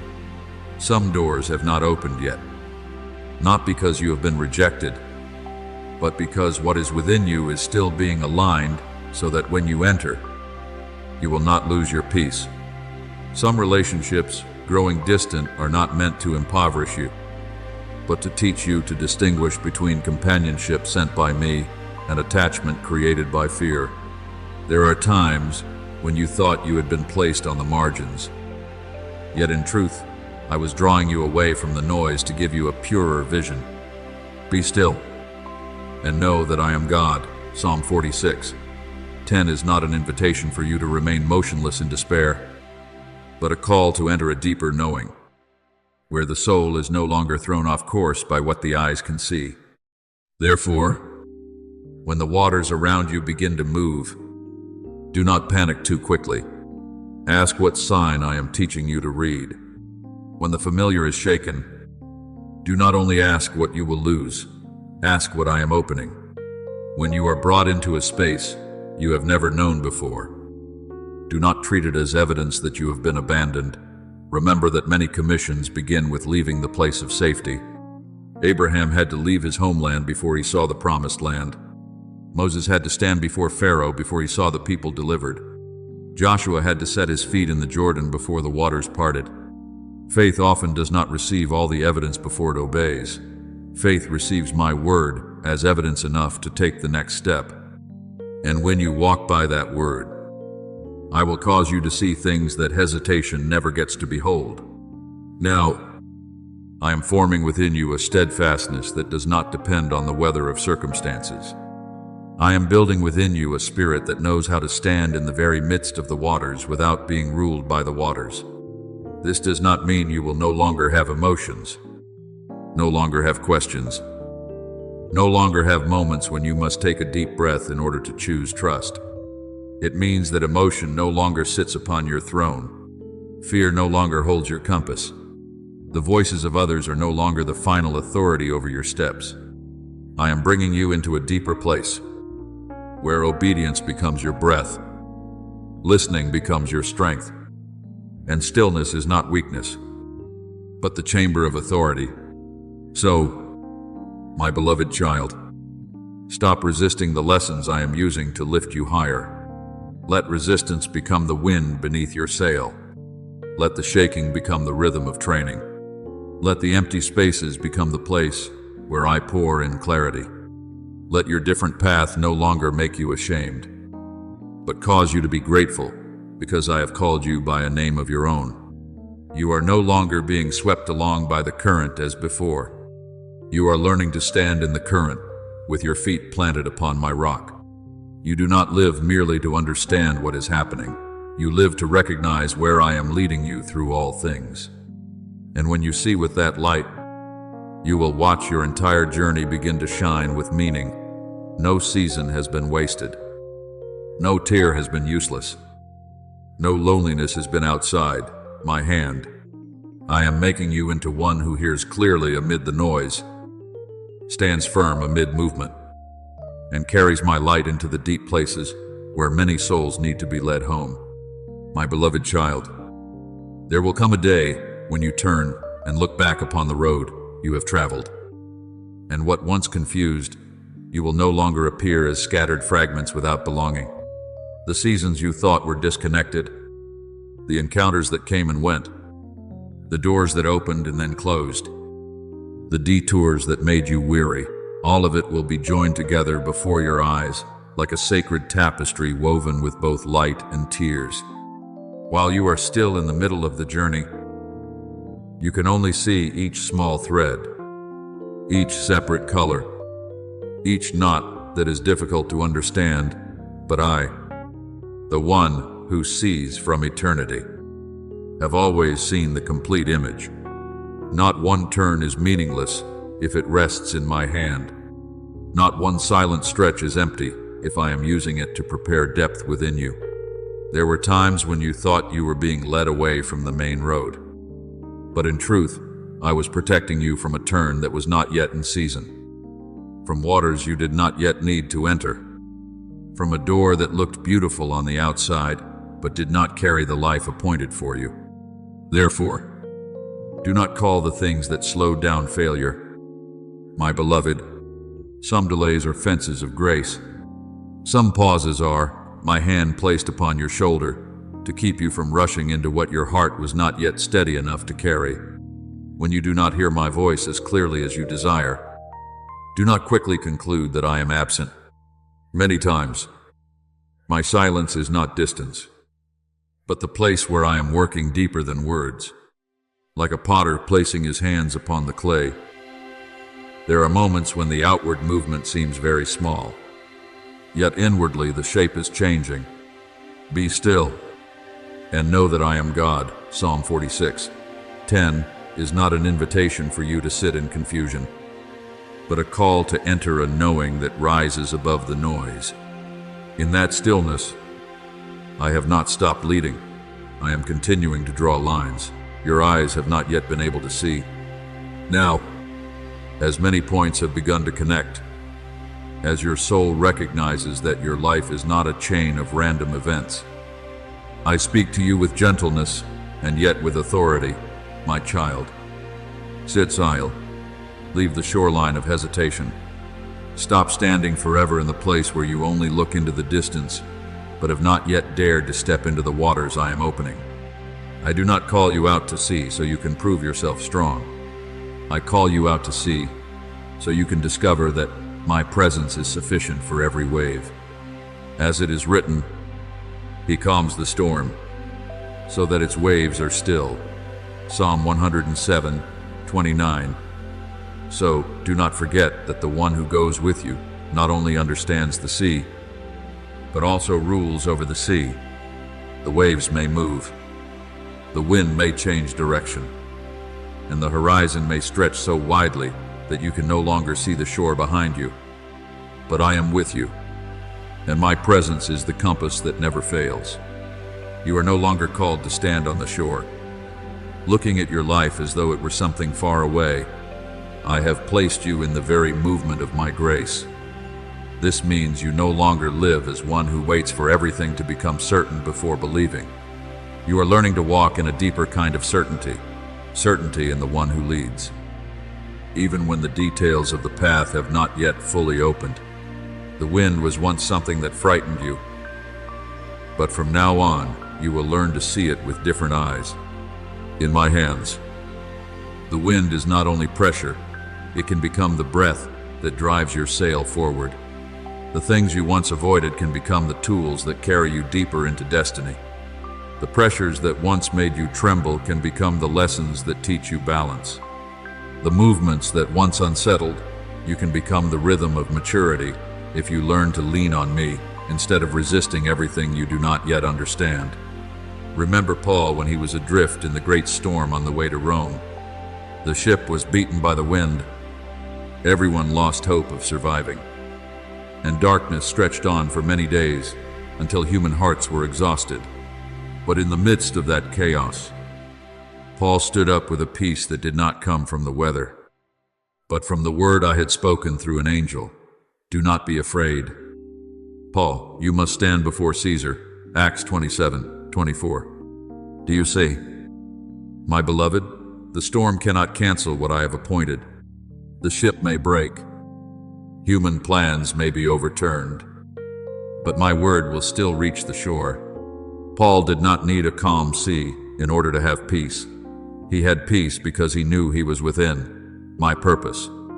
In the same way, you do not need every circumstance to be perfect in order to know you are being led. When my word is upon you, even the storm must serve the journey I have ordained. And if you ask, how will I know I am moving in the right direction amid such a vast ocean? I will not leave you unclear in that uncertainty. I place within you signs that are not always loud, but are deeply alive. The first sign is a peace that circumstances cannot explain.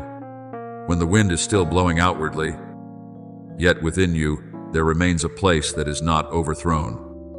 That is not coincidence. It is my seal, the peace of God, which surpasses all understanding, will guard your hearts and minds. Philippians 4:7. That peace is not a passing pleasant feeling, but a holy guardianship over your soul. It does not always calm the sea immediately, but it keeps the sea from taking possession of you. The second sign is that the light in your eyes is no longer extinguished by fear as it once was. You may still face difficulty, and there may still be days when you must take a deep breath in order to stand firm. But within you, there is a lamp that refuses to go out. When you realize that you no longer look at the future only through self-protection, but through a gentle trust, that is a sign that I am restoring your vision. As it is written, your word is a lamp to my feet and a light to my path. Psalm 119:105. That light does not need to illuminate the whole ocean in a single moment. It only needs to shine upon the next right step. And the one who obeys in the next step will not wander out of my hand. The third sign, my beloved, is the change in your prayer. In the past, you may often have asked, why is this happening to me? I do not condemn you for that question, because I know the days when you were in pain and the moments when you did not understand. But as your soul begins to mature, that question will be transformed. You will begin to say, Father, let me see what you are forming within me through this. And deeper still, you will be able to say, I give thanks that I have been chosen to walk through this journey with you. That is not a denial of tears, nor is it calling pain light. It is a deeper level of faith, where you no longer seek only an explanation, but seek my presence, where you no longer ask only to escape the path, but ask to become the right person within that path. Therefore, set sail with a steady heart. My child, let the old points be connected in a new light. Believe that I have gone before you into the places where your feet have not yet stepped. Let the wind move you forward instead of making you shrink back. Let peace confirm you, light guide you, and gratitude expand within you. You are no longer one swept away by life. You are one positioned by me in the current of purpose.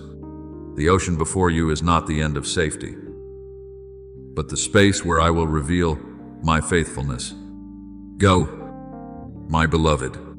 I am with you upon the sea, in the wind, amid the stillness, and in every heartbeat that is learning to trust.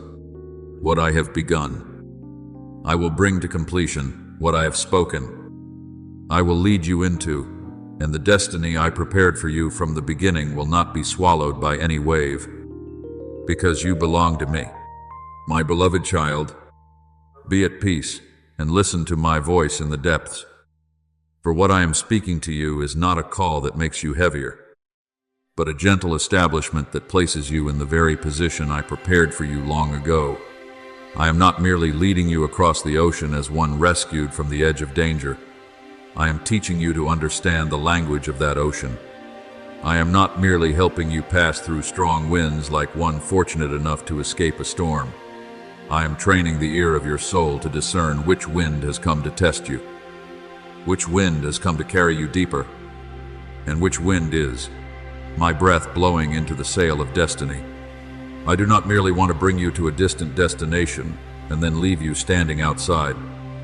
Looking back upon your journey, I am forming within you a life that carries that very destination, so that wherever you enter, that place begins to sense the trace of peace, authority, and light I have placed within you. For as it is written, the kingdom of God is within you, Luke 17:21. What I am doing in you is not only changing outward circumstances, but building a quiet kingdom within your soul. Therefore, do not step onto your vessel with the tension of one who must predict every wave in advance. Step aboard with an unshakable peace, not because you have seen the whole map, but because you know the one who leads you never takes the wrong path. There are some who can only move when every question has been answered, every sign has been displayed, and every danger has been removed. But you are called into a faith deeper than that. This faith does not demand that the sea be calm before believing I am Lord of the sea. This faith does not require the future to unfold completely before daring to obey. This faith stands upon my word and says, if the Father has spoken, I will step forward. Just as Abraham went out not knowing where he was going, Hebrews 11:8, and yet that very obedience turned his steps into the beginning of a covenant.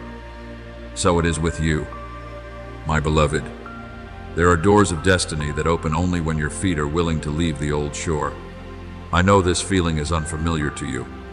The wind has shifted, and your soul is beginning to recognize something it has not been accustomed to, the current of my will carrying you forward. In the past, you became used to bracing yourself, guarding yourself, reading every danger, and preparing for the worst, as though life were only a series of storms waiting to break over you.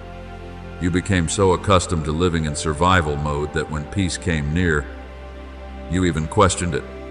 You became used to the safe zone of familiarity, though many times that place imprisoned you in fear more than it gave you freedom. But I speak to you with the love of a father. Survival is not the destination I have appointed for you. I did not create you merely to breathe from one day to the next. I did not keep you through storms, so you would forever stand trembling at the water's edge. I preserved you so you could mature. I lifted you so you could stand firm. I healed you so you could enter the inheritance your once fragile heart was not yet able to carry. Your vessel was not built in one hurried moment. My beloved, it is not a sudden gift that fell upon your life without a sacred history behind it. It was built from the days when you remained faithful, though no one called your name. From the nights when you still prayed, though tears were the only language left. From the times when you chose to stay with me, when an exit seemed easier. And from patience forged in the secret place. I do not use the material of haste to build your destiny. I use what is enduring within your soul. Obedience when you were not understood. Tenderness after wounds, trust after delays, and love that still burned quietly, even through seasons that seemed like cold ashes. The one who built his house on the rock was not destroyed when the rain fell. The floods came, and the winds beat against it. Matthew 7:24-25. I myself have built you upon that rock, not so you would display yourself, but so you would stand firm when the waters rise. Remember Nehemiah. who heard that the walls of Jerusalem were broken down and whose heart was shattered before the desolation of his people. He did not rush forward in impulsive emotion, nor did he rebuild the city with lament alone. He prayed, waited for the appointed time, received permission, and then returned with a clear vision. When enemies mocked, threatened, and distorted his work, he did not abandon what he had been called to build. He set watchmen in place, took up weapons, and continued rebuilding. What looked like ruin in the eyes of others became the place where I revealed restoration. Do you see? I do not only give you vision, I train you to carry that vision through pressure without losing heart. There may be times when one hand must build while the other remains watchful, but if I am with you, the wall will be rebuilt. The vessel will leave the harbor, and what I have ordained will not be stopped by the voice of opposition. As it is written, the God of heaven himself will prosper us. Nehemiah 2:20. Now, as that vessel begins to pull away from the old shore, I know there is wonder within you. One part of your soul rejoices because it recognizes that a new season has come. Yet another part still looks back toward the familiar place where you once learned how to protect yourself. I do not condemn you for that feeling. To separate from an old harbor is not only to change your position, it is to let an old identity fall away from you. The one who once only knew how to survive must learn to become one who is sent. The one who once only knew how to avoid the waves must learn to read the wind. The one who once thought safety meant no movement must learn that in me there are movements where true peace is revealed. Where the Spirit of the Lord is, there is liberty. 2 Corinthians 3:17. That liberty does not always look like a quiet stretch of land. Sometimes it looks like a sail filled with wind, like a widening horizon, like my voice telling you to leave the place whose season has ended. My beloved child, from this point on, you will gradually realize that you are no longer searching for destiny like a lost person looking for outward signs. You are living in destiny when you live in obedience. Destiny is not only some distant day when everything is complete, it begins in every choice you place beneath my word. When you forgive instead of hardening your heart, you are living in destiny. When you move forward instead of returning to fear, you are living in destiny. When you keep peace in the midst of what remains unclear, you are living in destiny. When you allow me to correct your motives, purify your words, guide your thoughts, and soften your heart, you are already within the current I ordained for you from eternity. Do not think destiny is only something radiant before the eyes of others. Many times, destiny begins with hidden faithfulness in the place no one sees but me. Therefore, let my breath set the rhythm of your journey. I am not standing far away, directing you like an echo from the other shore. I am within you, nearer than your fear, deeper than your questions, more enduring than every changing emotion within you. When you are about to rush, I will remind you to slow down. When you feel yourself wanting to shrink back, I will lift your heart. When you do not know whether to speak or remain silent, to advance or stop, to release or hold on, I will teach you by my peace. I will instruct you and teach you in the way you should go. I will guide you with my eye. Psalm 32:8. You have not been left alone in the middle of the sea. My eye is upon you. My hand is beneath you. My spirit is within you, and my word goes before you like an unfailing light. So step onto your vessel and rest. Leave the old harbor without resentment, for it was once a place I used to keep you for a season. But do not return and turn that place into the home of your future. Let the new wind fill your sail. Let the current of my will replace the old habit of bracing yourself. Let your heart stop defining itself by the times when you were merely trying to exist. For I am calling you into more abundant life. You are not only being carried across the sea, You are becoming one who understands the sea. You are not only being rescued from the storm, you are becoming a witness that my peace can stand firm in the midst of the storm. You are not only moving toward a destination, you are carrying the seal of that destination within your very soul. And from today onward, as every rhythm, every step, and every movement of the journey unfolds, remember that I ordained this from eternity. You belong to me. You are led by me, and you will not wander away from the path my love has drawn for you. My beloved child, listen to this with the deepest stillness in your heart. I have not given you an empty journey and then told you to manage on your own upon the wide sea. I have placed holy instruments within your life, not as ornaments, but as marks of preparation from heaven. The helm in your hand is not only the ability to choose a direction, it is a reflection of my word, alive within you. When the waves rise, that word does not rise and disappear like foam. When the wind changes direction, that word does not bend under pressure. When circumstances roar, that word still stands firm, like an eternal rock. As it is written, heaven and earth will pass away, but my words will by no means pass away. Matthew 24:35. Therefore, when you hold the helm, do not hold it with the panic of one who sees only the storm, but with the certainty of one who knows that my word within you has greater power than the noise outside you. I have also placed within you a compass, unlike the compass of the world. People often seek direction in noise, in agreement, in outward signs, in things that can be measured by the eyes. But I have sown within your spirit a compass of peace, a holy knowing that is not controlled by the chaos around you. There may be times when everything outside has not yet become completely clear, but within you there is a quiet stream bearing witness. This is the way. Walk in it, as I have spoken. When you turn to the right hand or when you turn to the left, your ears shall hear a word behind you, saying, this is the way. Walk in it. Isaiah 30:21. That voice does not always sound like thunder.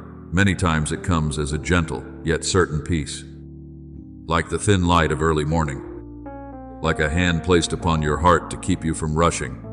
Do not despise that peace, for it is the way I often confirm your direction. And look up at the sail I have raised within you. That sail was not sown from the certainty of what the eyes can see, nor was it stretched by the shallow promises of men. It was woven from faith, from the times when you believed before you saw, from the seasons when you remained with me, though the answer had not yet come, from the moments when you chose obedience, though your mind did not yet fully understand the path. That faith is not weak uncertainty. It is sacred material, able to receive my wind. Without a sail, strong wind only frightens you. But when the sail is raised in trust, the very wind that once made you tremble becomes the force that carries you deeper into destiny. For faith is the substance of things hoped for, the evidence of things not seen. Hebrews 11:1. You do not need to see the whole horizon to know you are being led. You only need to keep the sail of faith open before my breath. I have also anchored you by my very name. My beloved, not by your reputation, not by your achievements, not by the fragile stability of your emotions, but by my name, the name above every name, the name that does not decay, does not shake, and does not fail. When you need to stop in the midst of a restless sea, my name is the place where your soul is anchored. When the currents pull you back toward old fears, my name keeps you from drifting away from the truth. When night falls and you cannot yet see the shore, my name reminds you that you are not without an owner, not lost, not abandoned. As it is written, the name of the Lord is a strong tower. The righteous run to it and are safe. Proverbs 18:10. Call upon my name not as a cold ritual, but as a child calling to his father with the sure trust that the father is near. Do you see? Your life has never lacked design. What you thought was random, I am joining into a greater structure. The days when you thought you had gone off course, I was using to realign the depth within you. The times when you thought you had lost time, I was teaching you patience. The tears you thought had only fallen in loneliness, I gathered in my tenderness. For you number my wanderings, put my tears into your bottle. Psalm 56:8. Not one drop has been despised. Not one sigh has been overlooked. Not one choked prayer has vanished into emptiness. People may not see what it cost you, but I see. People may only look at the final result. But I was there in every night when you were being built in hiddenness. Remember Bezalel in the days of Moses. My beloved, when I commanded the tabernacle to be built, I did not choose the one who would do that work by impulse. I filled Bezalel with my spirit, giving him wisdom, understanding, knowledge, and craftsmanship to make the holy things according to the pattern that had been revealed. The curtains, the boards, the golden rings, the altars, and the things that seemed separate all had their own place, measure, and purpose in the sanctuary. No detail was left to randomness. Because what is built for, my presence must carry my order. So it is with your life. There are parts you thought were as small as a clasp, a cord, or a piece of rough fabric in memory. But I know where they belong in the greater work. At the appointed time, you will see that even the smallest details have contributed to the place where I dwell and to what I reveal through you. Therefore, the vessel upon which you now stand is not merely a means of moving from one season into another. It is a spiritual inheritance. It was built not only for a moment of emotion, but for a lasting movement within my eternal purpose.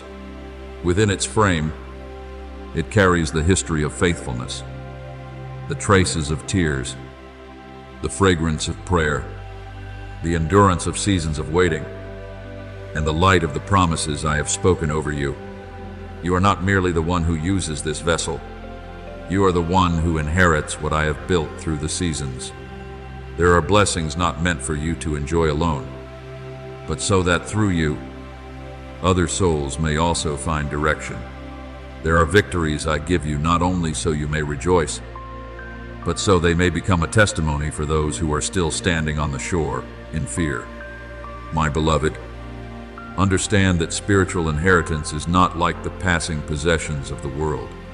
The world measures inheritance by what can be held in the hand, written on paper, and counted in numbers. But I measure inheritance by life that is passed on, by light that is preserved, by faith that is handed down, and by footsteps of obedience that open a way for others. Abraham received the promise, but that promise did not stop with his lifetime.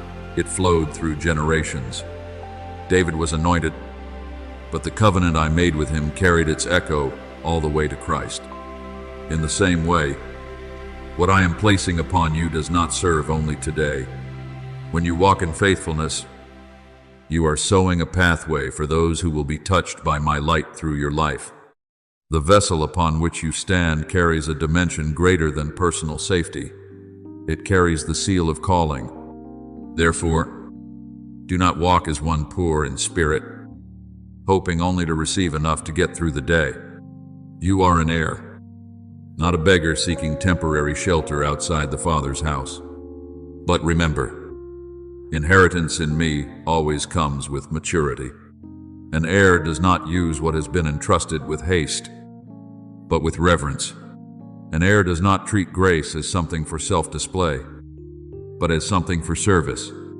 An heir does not forget the origin of the vessel upon which he stands, because he knows that every plank, every sail rope, and every anchor is evidence of my hand.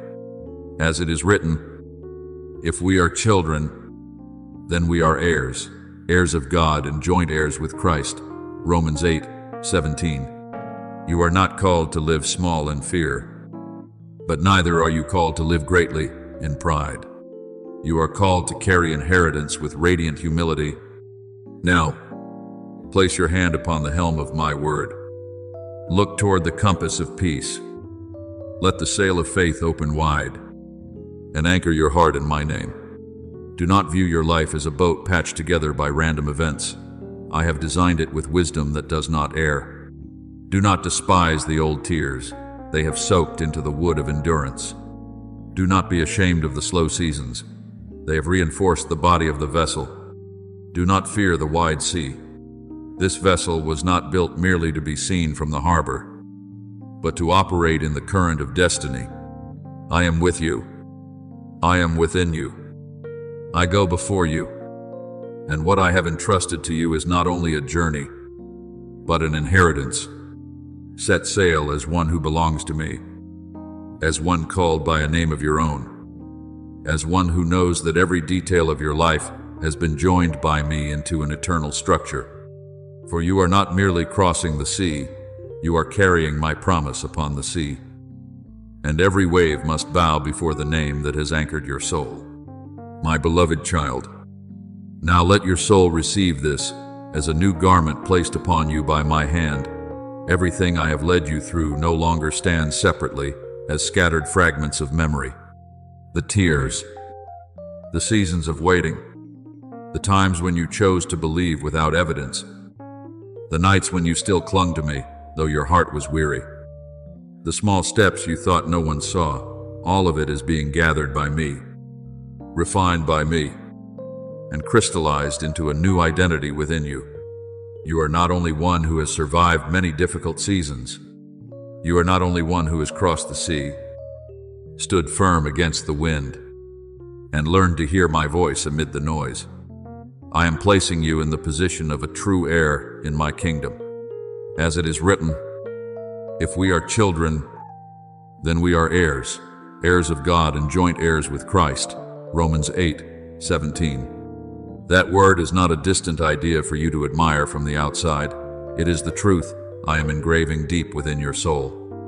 You once stood near the promise and still felt as though you were on the outer edge. You once heard of blessing and still wondered whether that portion was truly meant for you. You once watched others step through open doors while your heart whispered in solitude, when will it be my turn? But I speak to you with unchanging love. You have never been excluded from my inheritance. There were seasons when I kept you out of sight, not to reject you, but to prepare you. There were times when I did not immediately give you what you desired, not because you were unloved, but because I did not want the gift to become a weight upon you before your heart was steady enough to carry it.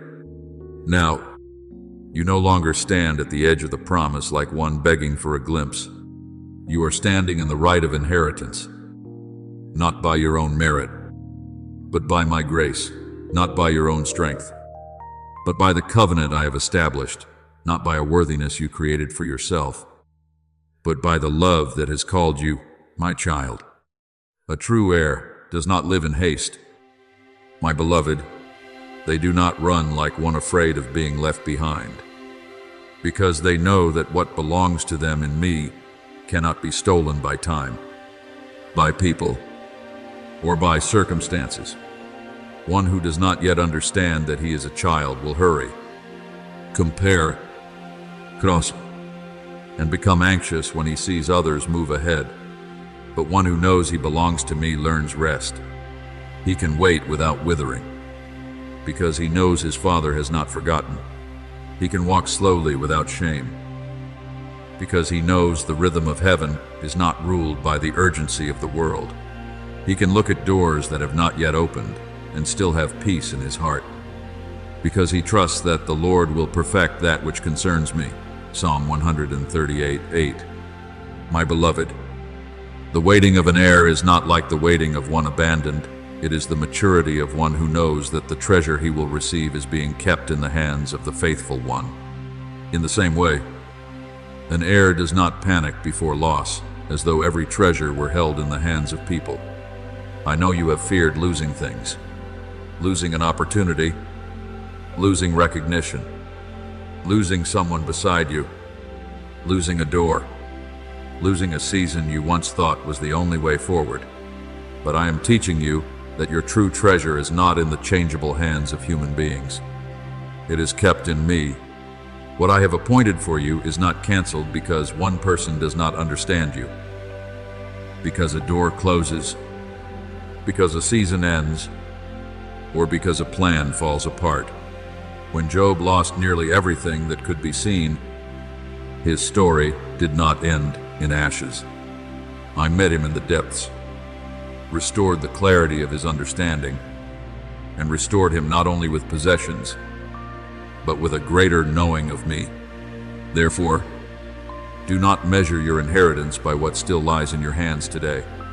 There are things I remove so your hands may be emptied for what is pure. There are things I allow to leave your life so the true treasure will no longer be mixed with what only appeared to shine.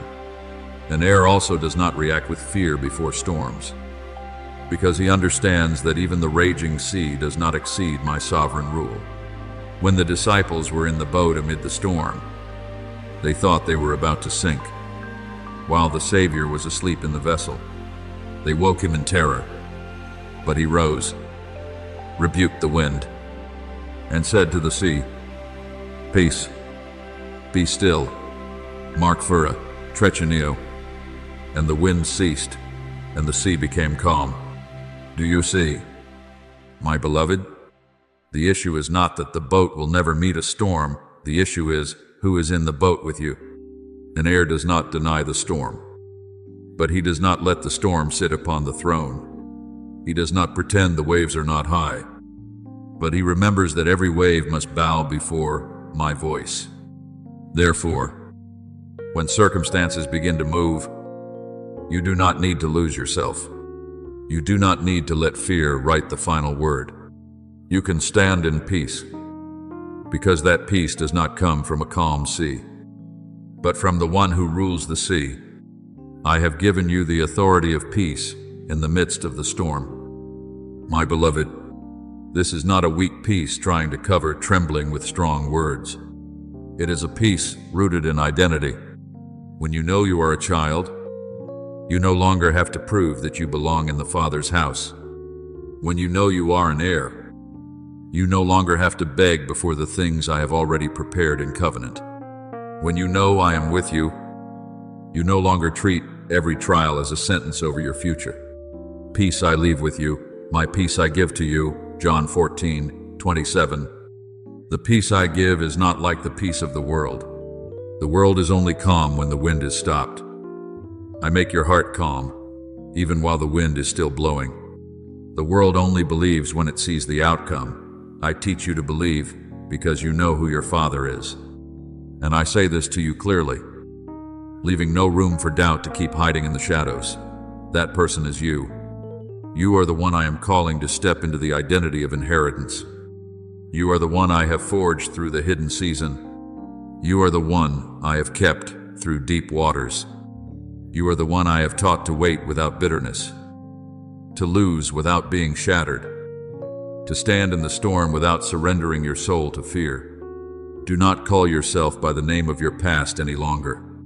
Do not say, "I am the one who was delayed." I call you one who has been prepared. Do not say, "I am the one who has lost too much." I call you one who has been refined to receive what cannot perish. Do not say, "I am the one who once lost direction." I call you one who is being positioned in my inheritance. Remember the prodigal son when he returned to his father's house. He came back with the mindset of one who only hoped to be made a servant, because sin and shame had caused him to forget his identity as a son. But the father did not leave him standing outside in the yard beneath the weight of condemnation. He ran out, embraced him, clothed him with the best robe, placed a ring on his hand, put sandals on his feet, and held a feast of celebration. That robe did not merely cover shame, it restored identity. That ring was not merely an ornament, it was the sign of the right to belong in the Father's house. My beloved, I also do not allow you to return to me with the posture of one standing outside begging for a crumb of bread. I restore you in sonship. I place the seal of inheritance upon you again. I do not want you to live as a stranger in your own home. Therefore, rise in humility, but also in certainty. When you pray, do not pray like one forgotten, trying to persuade me to remember you. Pray like a child drawing near to a faithful father. When you step into the new season, do not step like one afraid of being pushed out. Step like one who knows he has been called by his own name. When the waves rise, do not ask whether you have been excluded from the promise. Remember that no storm can cancel your right of inheritance. When you must wait, do not treat waiting as proof of rejection. See it as the room where I ripen what I am about to entrust to you. My beloved child, from today onward, let this new identity shape the way you see everything. You do not live from lack, but from fullness in me. You do not search for worth, because your worth has already been established in my love. You do not strive for inheritance, because what belongs to you in me will come in the right time and in the right way. You do not need to hurry. You do not need to panic. And you do not need to react like one who has no father. I have called you my child. I have placed you in my house. I have written your portion in my inheritance. And what I speak over you today will stand stronger than every voice that ever made you doubt. You are a true heir in my kingdom, kept by my name, led by my hand, and prepared to carry my peace into the very places that once made you afraid.